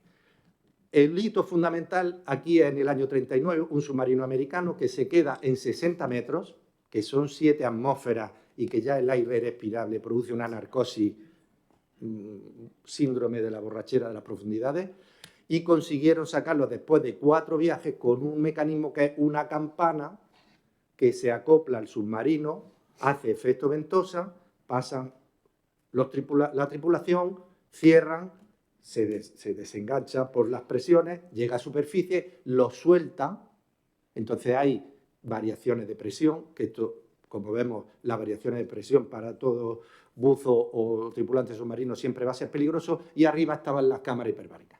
Bueno, pues se salvaron todos. En el año 39. Vamos al 84. En el accidente de submarino ocurre como en el buceo. Normalmente no es solo una causa, sino sale el submarino y 2/3 de la tripulación no son suyas y llaman a la de otro submarino. Y entonces abren una válvula y se hundió por abertura de una válvula en 39 metros. Directamente se mueren 14, los otros se quedan atrapados y salen 2 con un equipo especial que tienen los rusos, porque es un submarino ruso, ven que está más o menos, comunican con los otros con golpes y dicen, venga, todos hacia afuera. Y todos hacen el escape de submarino, porque nadie veía por ellos, y 2 fallecen en el escape. No se sabe por qué, no se le hace un estudio, pero ya tenemos un cálculo de que un 10% de la población, de la dotación, va a tener una patología grave si se hace un escape. Y luego, el año fundamental para el salvamento submarino es en el año 2000, que ocurre el Kursk, que si alguno se mete en internet hay versiones de todo tipo. La cuestión es que explota la cámara de proa, uno de los torpedos estalla, mueren todos los que hay en proa, se refugian en popa 23 supervivientes y ahí están 3 días hasta que al final ya pues dejan de hacer ruido.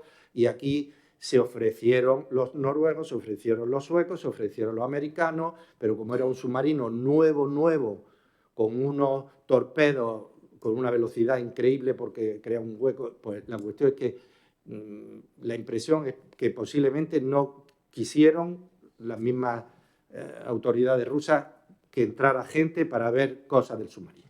Y el último que tenemos, que yo lamentablemente conocí a alguno de la tripulación, en el 17, pues se produce un incendio, que es el accidente más grave que puede haber en un submarino. Bueno, esta tarde Diego Rodríguez, que es el que más sabe mañana nos va a hablar de eso. Lo peor que puede aparecer es un incendio en submarino en inmersión, porque se complica todo. Bueno, ¿por qué es tan importante la operatividad de la logística para nosotros? Bueno, pues ahí tenemos la dotación del S-81.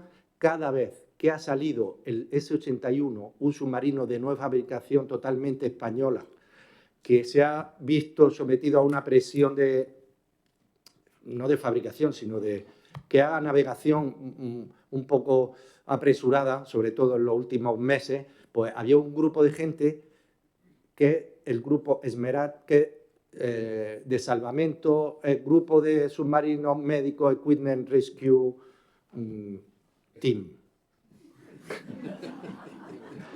Nos mandan un WhatsApp. Mañana sale el submarino. Vale. Entonces dices, bien, de acuerdo, estoy en tal sitio, en tal 14, 13, 12, lo que sea. Pero claro, el submarino ha salido tantas veces. Hacer la primera inmersión, que estamos todos en el Ceballe ahí asustados. Hacer inmersión a cota periscópica, no sé cuánto.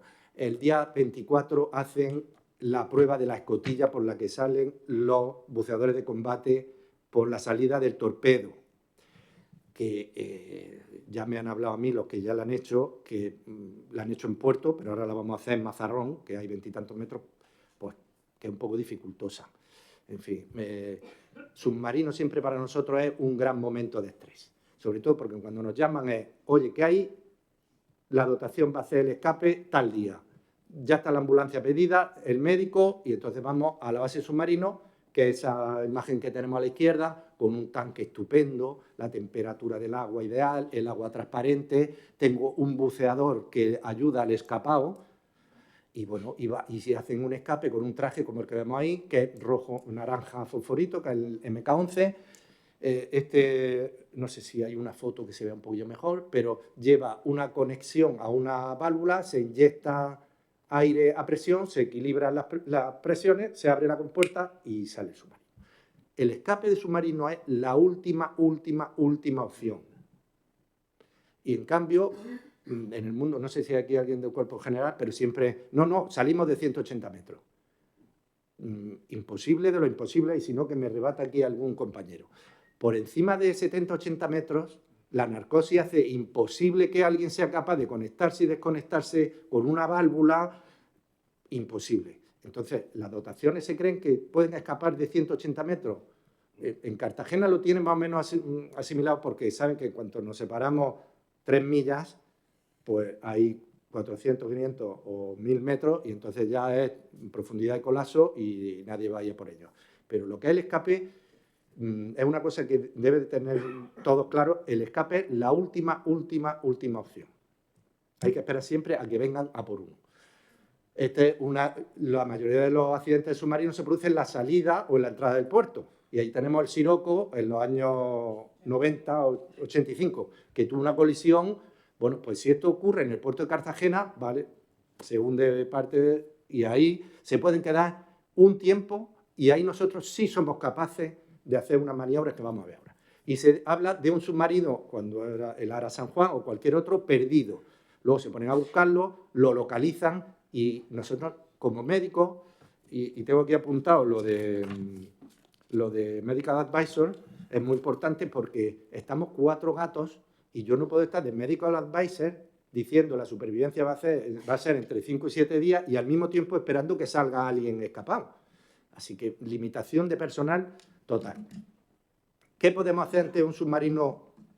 Lo importante es tener la información que nos puedan dar de dentro. Entonces ya hay un cuestionario, nos reunimos el grupo SMER, que es el grupo OTAN. Oye, pasa el cuestionario para saber cuántos están vivos, cuántos están lesionados, qué tanto % de oxígeno tienen, de CO2, si ha habido un incendio, si hay luz. Y luego dentro tienen un analizador, que eso ha sido una salvación, que es el Analox, que cada vez que sale el submarino lo cuelgan allí en una tubería, le dan y dice, si la cosa va mal, usted tiene que empezar el escape dentro de X horas. Y el último escapado a tal hora. Bueno, ya tenemos el cálculo de que sabemos entre un escapado y otro son unos 20 minutos siempre y cuando la dotación esté un poco adiestrada. Y esto no es las mujeres y los niños primero. Esto es el que más experiencia tiene en el escape, es el primero que tiene que salir. Pues si yo bloqueo la única salida que hay, porque no se ha abierto bien la escotilla, no me he dado cuenta y me he quedado colgando, pues ya todos los demás se quedan dentro. Para eso hay una serie de publicaciones muy importantes que son el ATP57, que esto es como la Biblia del salvamento de submarinos, y luego la STANAG 1301, que habla de los gases respirables dentro del submarino. Eso está muy bien estudiado, bueno, pues los límites de supervivencia y demás. Aquí he puesto un poquito una gráfica, ¿qué es lo que se puede hacer? Pues España lo que puede hacer ahora mismo es una ventilación del submarino. Un ejercicio que nosotros llamamos Ventex hasta 100 metros de profundidad.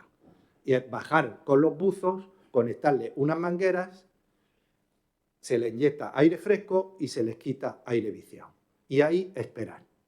Y ahí podemos estar ventilando con un buque de salvamento arriba posicionado, que ahora mismo el Neptuno, pues el posicionamiento lo tiene un poquillo más difícil, el nuevo lo tendrá mucho mejor, y es ventilando y esperando abajo a que llegue un vehículo de rescate de otra nación que nosotros no tenemos. Y eso ahora mismo nosotros somos capaces de hacerlo bastante bien. Y de hecho todos los cursos de tecnologías practican muchísimo con unas maquetas y están todo el día subiendo, bajando, conectando la manguera y lo único que hacen es ventilar. Dentro, ya explicará Diego, tienen candelas de oxígeno, absorbentes de CO2 y demás. ¿Qué más se puede hacer? Pues todos los vehículos que se ven ahí, ese es el Avalon americano, son vehículos de rescate que se conectan al submarino, se ensamblan y con la misma presión que tiene el submarino pasan al mini submarino. De ahí los llevo a superficie y si están presurizados los meto en cámara hiperbárica y si no están presurizados pues nada. Ese es el URF noruego, que ahora lo han pintado amarillo. Eso es la campana Macan, que he hablado yo al principio, es mucho más rudimentaria. Bueno, como digo, la ventilación, esa está clara, pero a lo mejor hay alguien que está lesionado dentro. Bueno, pues hay otra maniobra que es un PODEX, que es meter una especie de mini torpedo con agua, con bacal, que es el absorbente, con una candela de oxígeno o lo que sea. Que no me viene el rescate o no hay campana o se está inundando el submarino, que puede ser, porque ahora veremos que yo me puedo encontrar con tres posibilidades. Que el submarino esté seco y no presurizado, es esperar. Hay unos ejercicios que son las Survivex y que se hacen cada X tiempo y que ven cómo va subiendo el CO2, cómo va bajando el oxígeno. Y si no vienen, entonces hago el escape. Pero repito que el escape es lo último. Ahí vemos el buque de salvamento Neptuno, ahí vemos dos buceadores, dos buzos de suministro de superficie conectando las mangueras y a la derecha, pues un escapado en el tanque de escape de la base de submarinos que tiene 10 metros de profundidad y que ahora hay un proyecto para hacer un tanque nuevo que posiblemente sea en el centro de buceo de la Armada. Aquí voy a poner un vídeo, a ver si me deja. Aquí, vale. Hablando de la sobreexpansión. La sobreexpansión se produce, voy a ir hablando y así se va viendo, porque el vídeo tarda un poco. Hay dos tipos de escape, de los buceadores y de la dotación de submarinos. De los buceadores es una actividad que se hace en este tipo de buceador, en tanque, sube relativamente lento, expulsa el aire, no es que esté a cámara, es que va muy lento. Aquí lo va a parar el instructor porque no ha hecho bien la exhaustación. ¿Veis que no echa burbuja? Lo para, le dice cabeza hacia atrás y hacia arriba.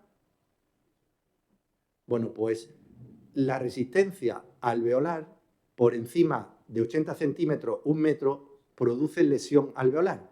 Y este buceador, ahora cuando esté en superficie, veréis que según se acerca a la pared, deja de aletear con una pierna. Y tuvo un embolismo arterial gaseoso en un escape súper controlado con dos instructores. Ahora se ve la imagen, pero de debajo del agua, y veréis cómo una de las aletas, bueno, pues se requirió una tabla 6 y la cámara está a pie de tanque. veis que la pierna derecha ya ha dejado, ¿vale? Embolismo arterial gaseoso. Yo, desde que presenté este vídeo, que nos lo han cedido los holandeses, ya mi jefe, porque yo le explicaba, jefe, cuidado, que hacemos el escape libre en 10 metros en Le Mar, que hace 4 años hubo un fallecido, que no, esto siempre se ha hecho así, siempre es. Bueno, pues ya lo hemos convencido de que el primer escape se haga en tanque, en 4 metros, y el de 6 y el de 10 se va a seguir haciendo en la mar. Pero ese paciente que tiene la cámara justo a la salida, pues tuvo la suerte. Y ahora vamos a ver este otro, que es a la velocidad a la que sube un escapado, y no se ve muy bien la velocidad, pero sí la cantidad de cuerpo que sale fuera del tanque. Y esos son 10 metros de profundidad, se ven burbujas, se ve un poquito más de burbujas. Este es el que se hace actualmente en la base submarina. Bueno, pues como Superman. Claro, ¿hay riesgo o no hay riesgo de sobreexpansión pulmonar? Total, total. Bueno, pues yo solicito el apoyo aquí al alto mando para que cuando monten el tanque de escape que quieren montar en el CBA, porque a lo mejor mi jefe no me hace caso, la cámara hiperbárica tiene que estar a pie de tanque y, si es posible, la que va a jubilar Noelia, que tiene puerta cuadrada y no necesito un acoplo OTAN. O sea, yo ya tengo varias de acoplo OTAN, necesito entrar con una camilla, con un enfermero, con todo el que pueda para hacer una... No sé.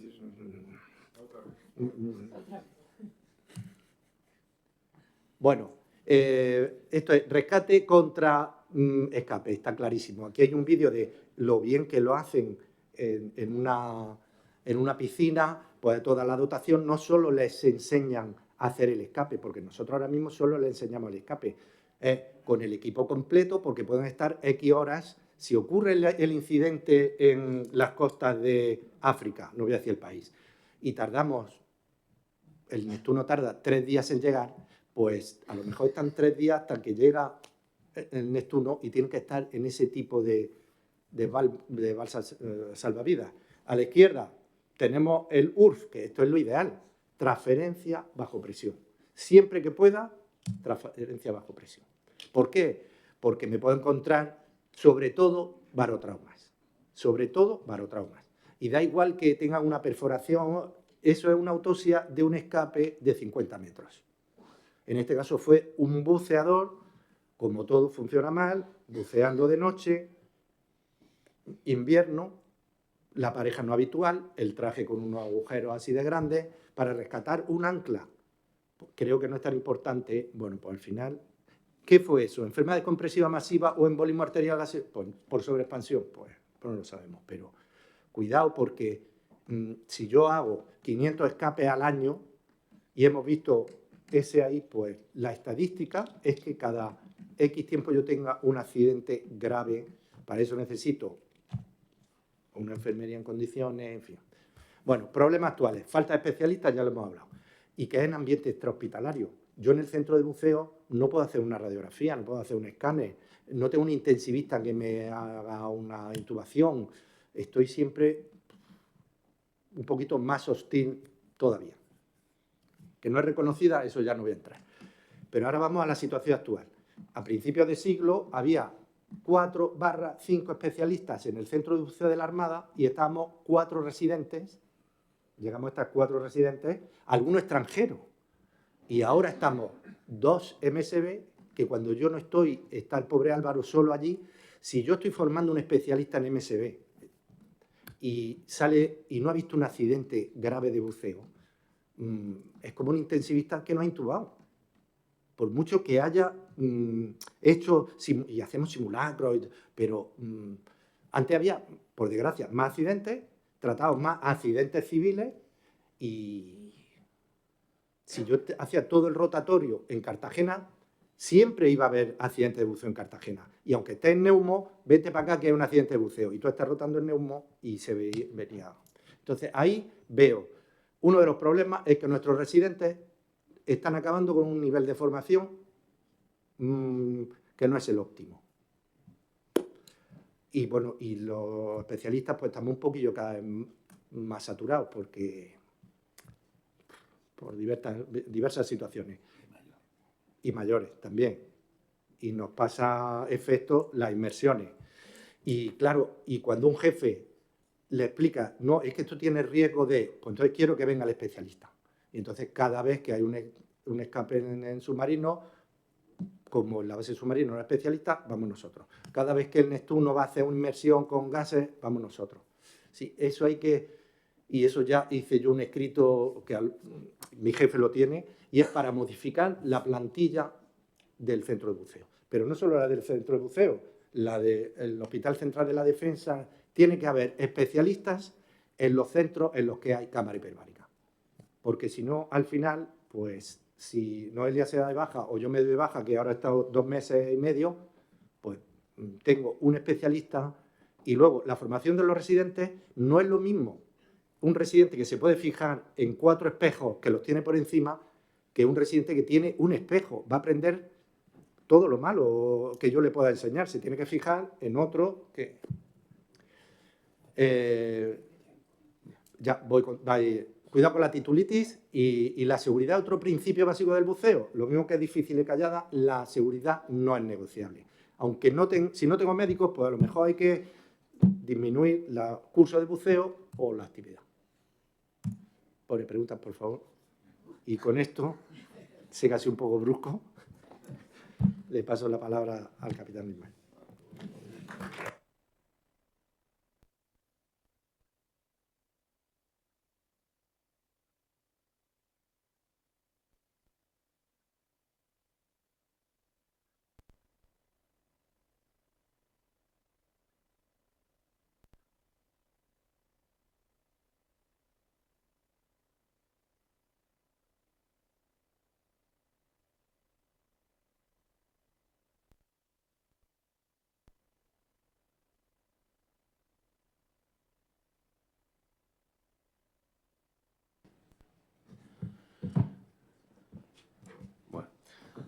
Ahora, a la orden de vuecencia almirante, en general, perdón.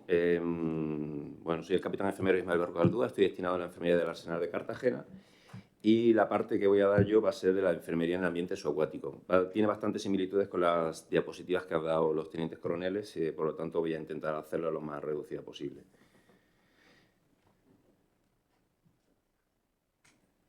En cuanto a la enfermería en el ambiente subacuático, pues esta se desarrolla en distintos escenarios.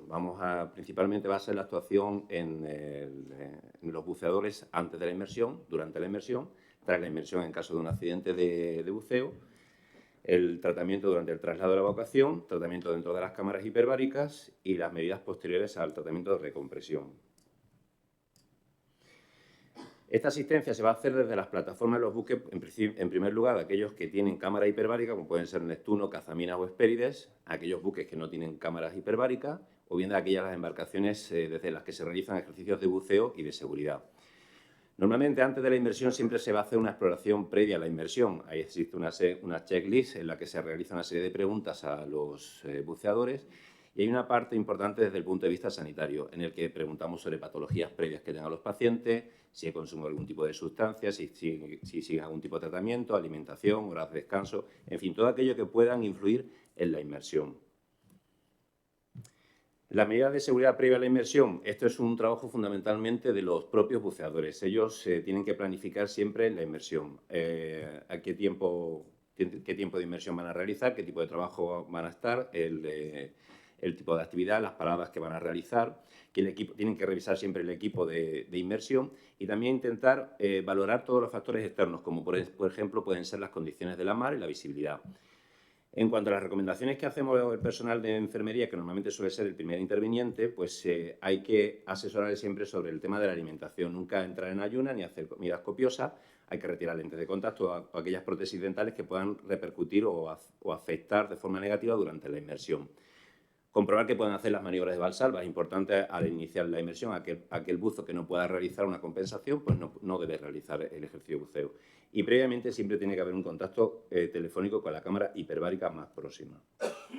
La asistencia durante la inmersión va a consistir principalmente en mantener contacto con los buzos. ¿Cómo se consigue esto? Pues con el personal asistente de las embarcaciones donde se realiza o donde se inicia el ejercicio de buceo.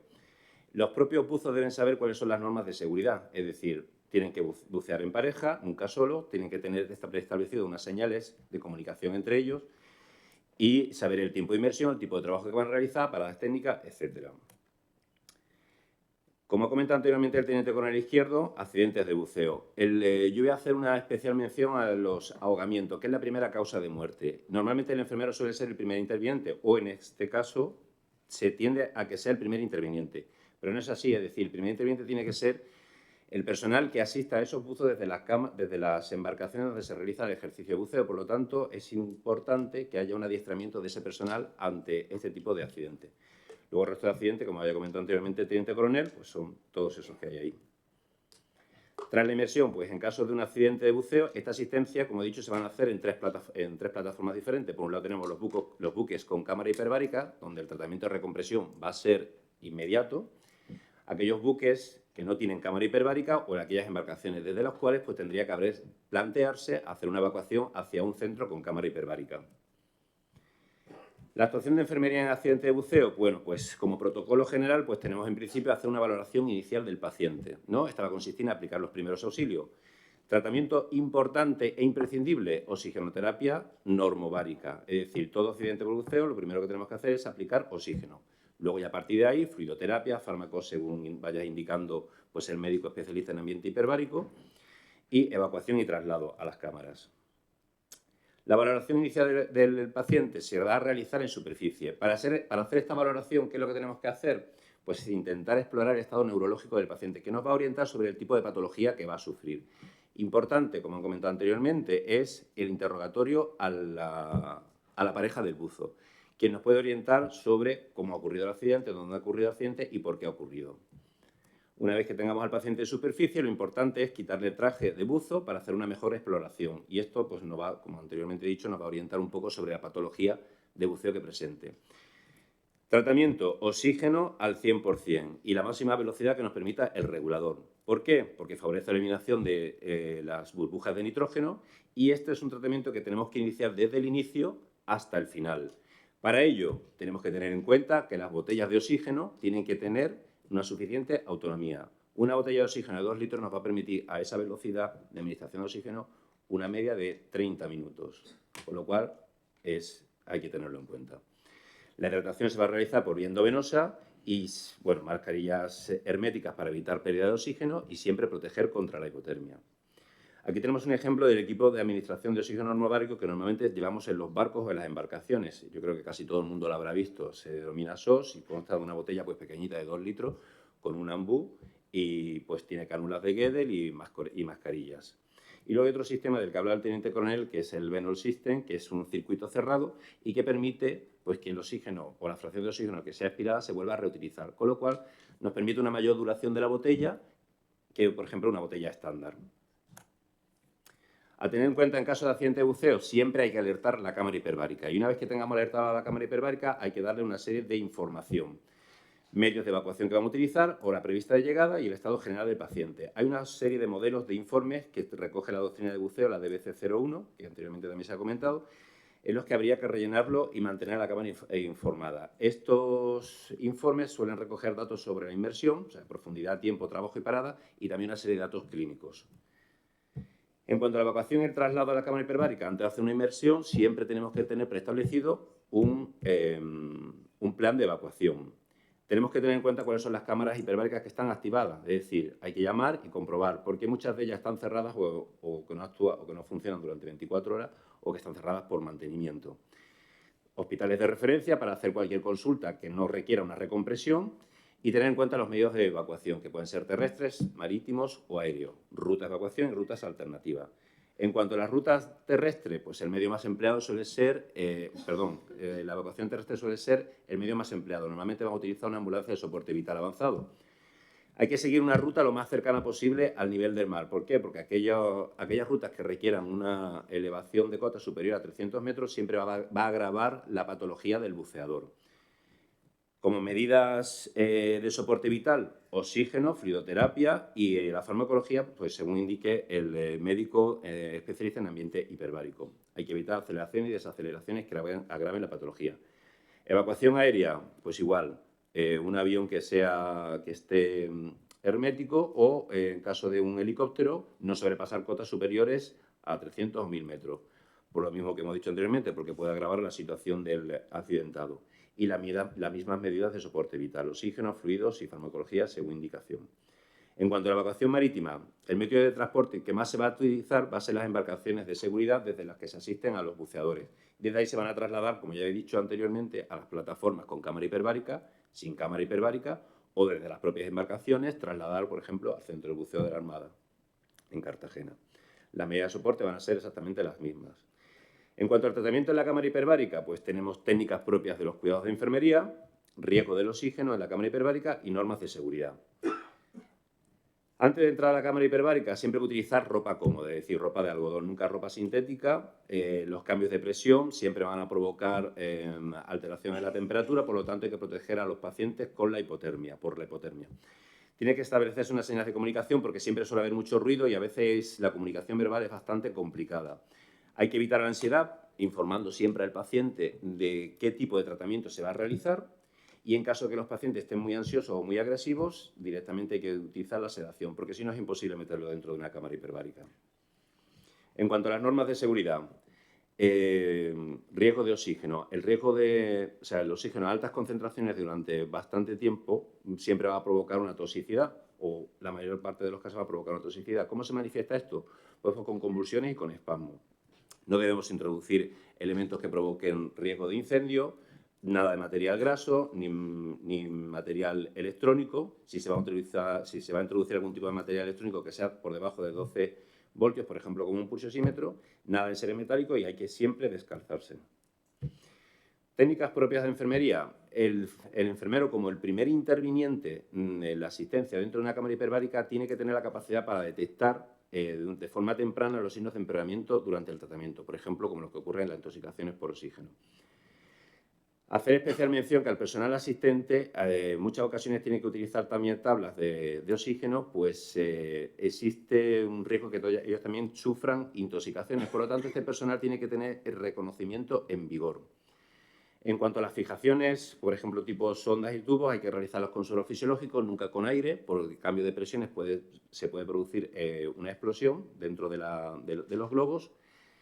Los equipos de suero, pues hay que evitar las burbujas, no utilizar sueros que sean de cristal y en los cambios de presión, pues intentar pinzarlos para evitar que aumente o disminuya el flujo de perfusión. En cuanto al aparataje, bombas de perfusión, respiradores y monitores, pues todo ello tiene que estar homologado, que sea específico, si no, no se puede utilizar dentro de cámaras hiperbáricas. Desfibriladores. No se pueden utilizar dentro de la cámara hiperbárica por riesgo de incendio, evidentemente. La presión arterial se va a utilizar siempre un enzimomanómetro estándar. Los fármacos de la vía de elección van a ser vía intravenosa, nunca subcutánea o intramuscular por la vasoconstricción periférica. Y tenemos que tener respiradores adaptados, como ha comentado antes la teniente coronel Valero. En caso de no tenerlo, pues utilizaremos un neumático. Hacer referencia a la DBC 01, que es la doctrina de buceo, en la que recoge una serie de informes, por ejemplo, el anexo 5 de un registro de tratamiento de cámara hiperbárica, una hoja inicial de datos, que es el anexo 14, que es para recoger las principales manifestaciones después de un accidente de buceo, y el informe de asistencia telefónica en caso de accidente de buceo, que previamente se hace una llamada a la cámara hiperbárica, que queremos tener la asistencia del especialista en medicina subacuática o hiperbárica y que nos puede ir asesorando sobre el tipo de tratamiento a seguir. Y para finalizar, pues vamos a hablar de las recomendaciones generales post-tratamiento. Esto, como bien dice la diapositiva, son recomendaciones generales. Cada caso particular hay que tratarlo de una forma puntual. Después de un tratamiento de recompresión, hay que mantenerse en la cercanía de la cámara hiperbárica durante las primeras 24 horas, evitar realizar vuelos durante 72 horas y el retorno al buceo, pues dependiendo de la enfermedad descompresiva tipo 1 o tipo 2, pues será de 7 a 30 días. En caso de tener secuelas, estos pacientes tienen que realizar un reconocimiento médico. Y la valoración para el inicio de buceo siempre la va a realizar el médico especialista en medicina subacuática e hiperbárica. Y hacer una mención a la Instrucción Técnica 02/2016, que es la que utilizamos para hacer los reconocimientos médicos del personal militar para el desempeño de la actividad de buceo y los desempeños de actividades sanitarias en ambiente hiperbárico. Y para finalizar, como conclusión, me gustaría destacar el papel de los oficiales enfermeros como primeros intervinientes siempre en las actuaciones o la atención del accidente de buceo. y la necesidad de una formación continuada de este personal, o bien por sesiones clínicas o simulacros, o en fin. Y en general con esto ya finalizo la presentación.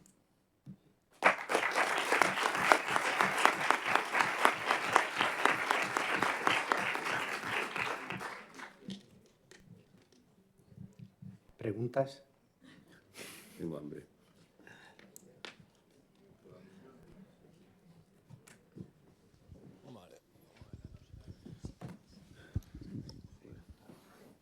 Con su permiso, soy la capitán Martín, 15 años destinada en el Centro de Buceo de la Armada, y entonces hay una pregunta que tengo que hacer. Como enfermera, en la mayoría de las ocasiones, debido a la poca asistencia de médicos en las unidades, se modificó todas las publicaciones respecto a las coberturas sanitarias. La mayor parte de los ejercicios de buceo se cubren solo con enfermero y, como ha dicho el teniente coronel, somos un equipo. Si uno entra en la cámara, otro tiene que quedar fuera para supervisarlo. Y en la mayoría de las ocasiones, como es el caso de Cazaminas, como hablará nuestra comandante, van solos. Y en muchos ejercicios, como la Fuerza de Guerra Naval Especial, van solos. Si hay un accidente de buceo y llevan cámara, si el enfermero va dentro y sufre una intoxicación, nosotros recomendamos que, dependiendo del estado del paciente, el enfermero se quede fuera y llegue un personal sanitario que entre. Debido a la escasez de médicos, yo vuelvo a lanzar una lanza porque haya una especialidad de enfermería en ambiente hiperbárico, dado estas complejidades que hay y, como pide mi compañero, que haya una mayor especialización de la enfermería en estos casos a la hora de cubrir los ejercicios. Le lanzo la pregunta y si alguien quiere cogerla, pues ahí lo dejo. ¿Y la pregunta cuál es? La pregunta es que las coberturas, que los enfermeros al final estamos bastante desatendidos y que había que apoyar a la reciclaje y las coberturas de los ejercicios. Simplemente es una puntualización a tener en cuenta. Vale, me parece muy bien lo que es el reciclado. Yo estoy totalmente de acuerdo. De hecho, una de las propuestas que se ha hecho en la Escuela Militar de Buceo es que el reciclado, que ahora mismo es de 2 días solo, se amplía a 5, porque creo que 2 días no es suficiente para gente que ha hecho el curso hace X tiempo. Segundo, a las coberturas, pues entonces hay que modificar la PRLSCON. Y eso es un melón que nadie le quiere meter mano. No solo eso, nosotros ahora mismo en la escuela estamos implementando una cobertura para alumnos. Para mí es mucho más peligroso un buceo nocturno con un crave, con un equipo de crave, que un buceo en un cazaminas con un buceador experimentado. Lo de la especialidad, creo que el curso de enfermería en ambiente hiperbárico de 1 mes es suficiente. De hecho, los médicos con accidentes de buceo están ahora mismo cubriendo la cámara de Zaragoza, por ejemplo, o la de Cádiz, y ahora mismo en el CBA los 2 MSB se han sustituido por 2 médicos que en cuanto llegan hacen accidentes de buceo. Por un lado no podemos estar disminuyendo especialistas y por otro lado comprendo que estar solo en un cazaminas no es lo ideal, pero intoxicación de un enfermero, ¿qué intoxicación va a tener un enfermero? ¿Me permites un momento? Vale. Yo voy a dar mi versión, ¿vale? Que es un poco lo que he expuesto en mi charla, porque creo que es lo que refleja un poco la doctrina. Hay que entender que la doctrina de buceo viene casi copiada del manual de buceo americano y se adaptó. Y los americanos son muy prácticos y los americanos dicen que ante cualquier situación que lo solucione alguien, y hacemos unas tablas muy rígidas para que nadie nos despistemos ni nos salgamos de estos protocolos. Vale, yo creo que los españoles somos menos de protocolos y más de improvisación, lo cual no nos va bien, pero en ciertas circunstancias están bien. Yo he insistido mucho en el tema de quién dirige el tratamiento, no quién hace el tratamiento. Creo que en el caso que has expuesto de un accidente de buceo en una unidad de cazaminas, que tienes que entrar, no debe entrar el enfermero, puesto que él es el que debe dirigir, y he insistido mucho en dirigir, que dentro no se puede dirigir, y tendrá que estar apoyado por un sanitario. Y si no es un sanitario, pues será el tecnólogo, porque si os acordáis, en la diapositiva pone que el tecnólogo también puede dirigirlo, porque no habrá nadie de sanidad. Entonces será el tecnólogo el que haga de sanitario, o el buzo, o el acompañante de buceo. Depende la situación del paciente. Lo que está claro es que un paciente inconsciente que metes en una cámara debe haber personal de sanidad cualificado. Pero si es una enfermedad descompresiva, leve, moderada, que no ha perdido conocimiento, el enfermero es el que debe dirigir, no el que debe tratar. Lo trata desde fuera porque es el que va a marcar las normas. La telemedicina está muy bien y nos podemos apoyar en ella, pero la asistencia en el sitio es así. No creo que deba serlo. Con respecto a la otra cuestión, que era lo de la formación, que Enrique ha hablado un poco, y la reducción, creo que ahí no estamos de acuerdo y nos peleamos mucho. Bueno, no nos peleamos.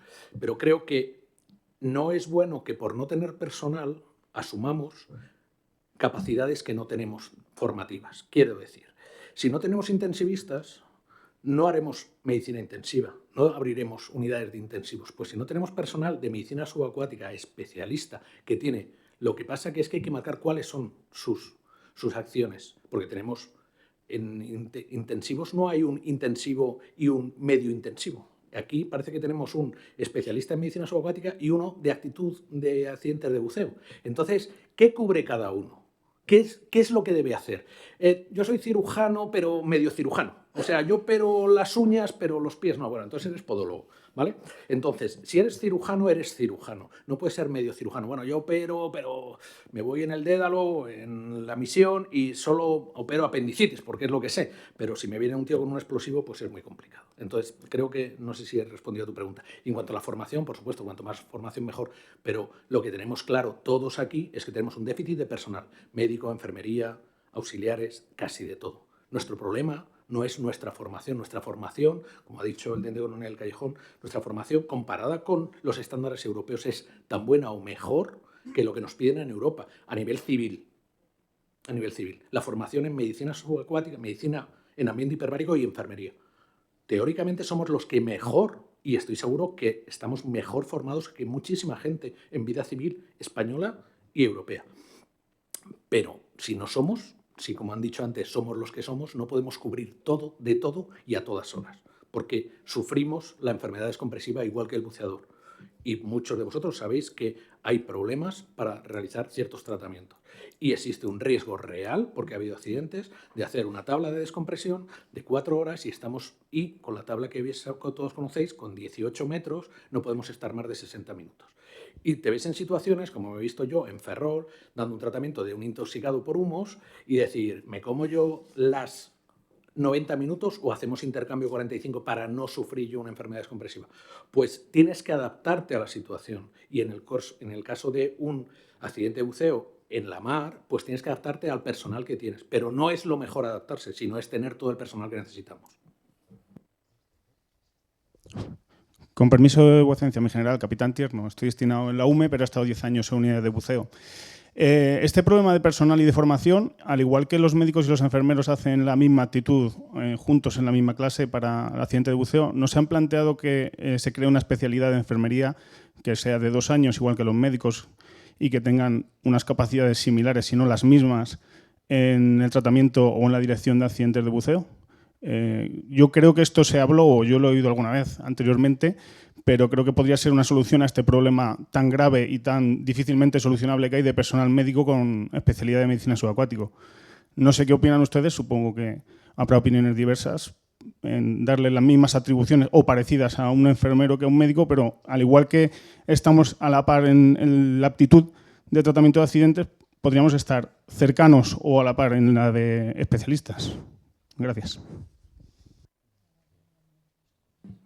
Bueno, vamos a ver de dónde viene. Que se dé el curso junto, el de enfermería y el de medicina, ha sido por necesidades del servicio, porque antes había uno específico de medicina y uno de enfermería y otro de medicina. ¿Perdón? Claro. En el momento que tenemos que hacer el de CSO ya no hay tiempo material y entonces se unió el de enfermería y el de... Ahora, que tengan la misma, bueno, pues es cuestión de plantearlo, pero creo que si uno coge la PRL-SEGOP, te dice claramente, si hay una inmersión con descompresión en alumnos, tal, pues tiene que estar el enfermero en la embarcación. Si el escape libre es de 10 metros, tiene que estar el médico presente. Creo que si la especialidad de medicina subacuática no está reconocida a nivel civil, ¿qué vamos a crear? Una especialidad de enfermería que esté reconocida a nivel ¿qué?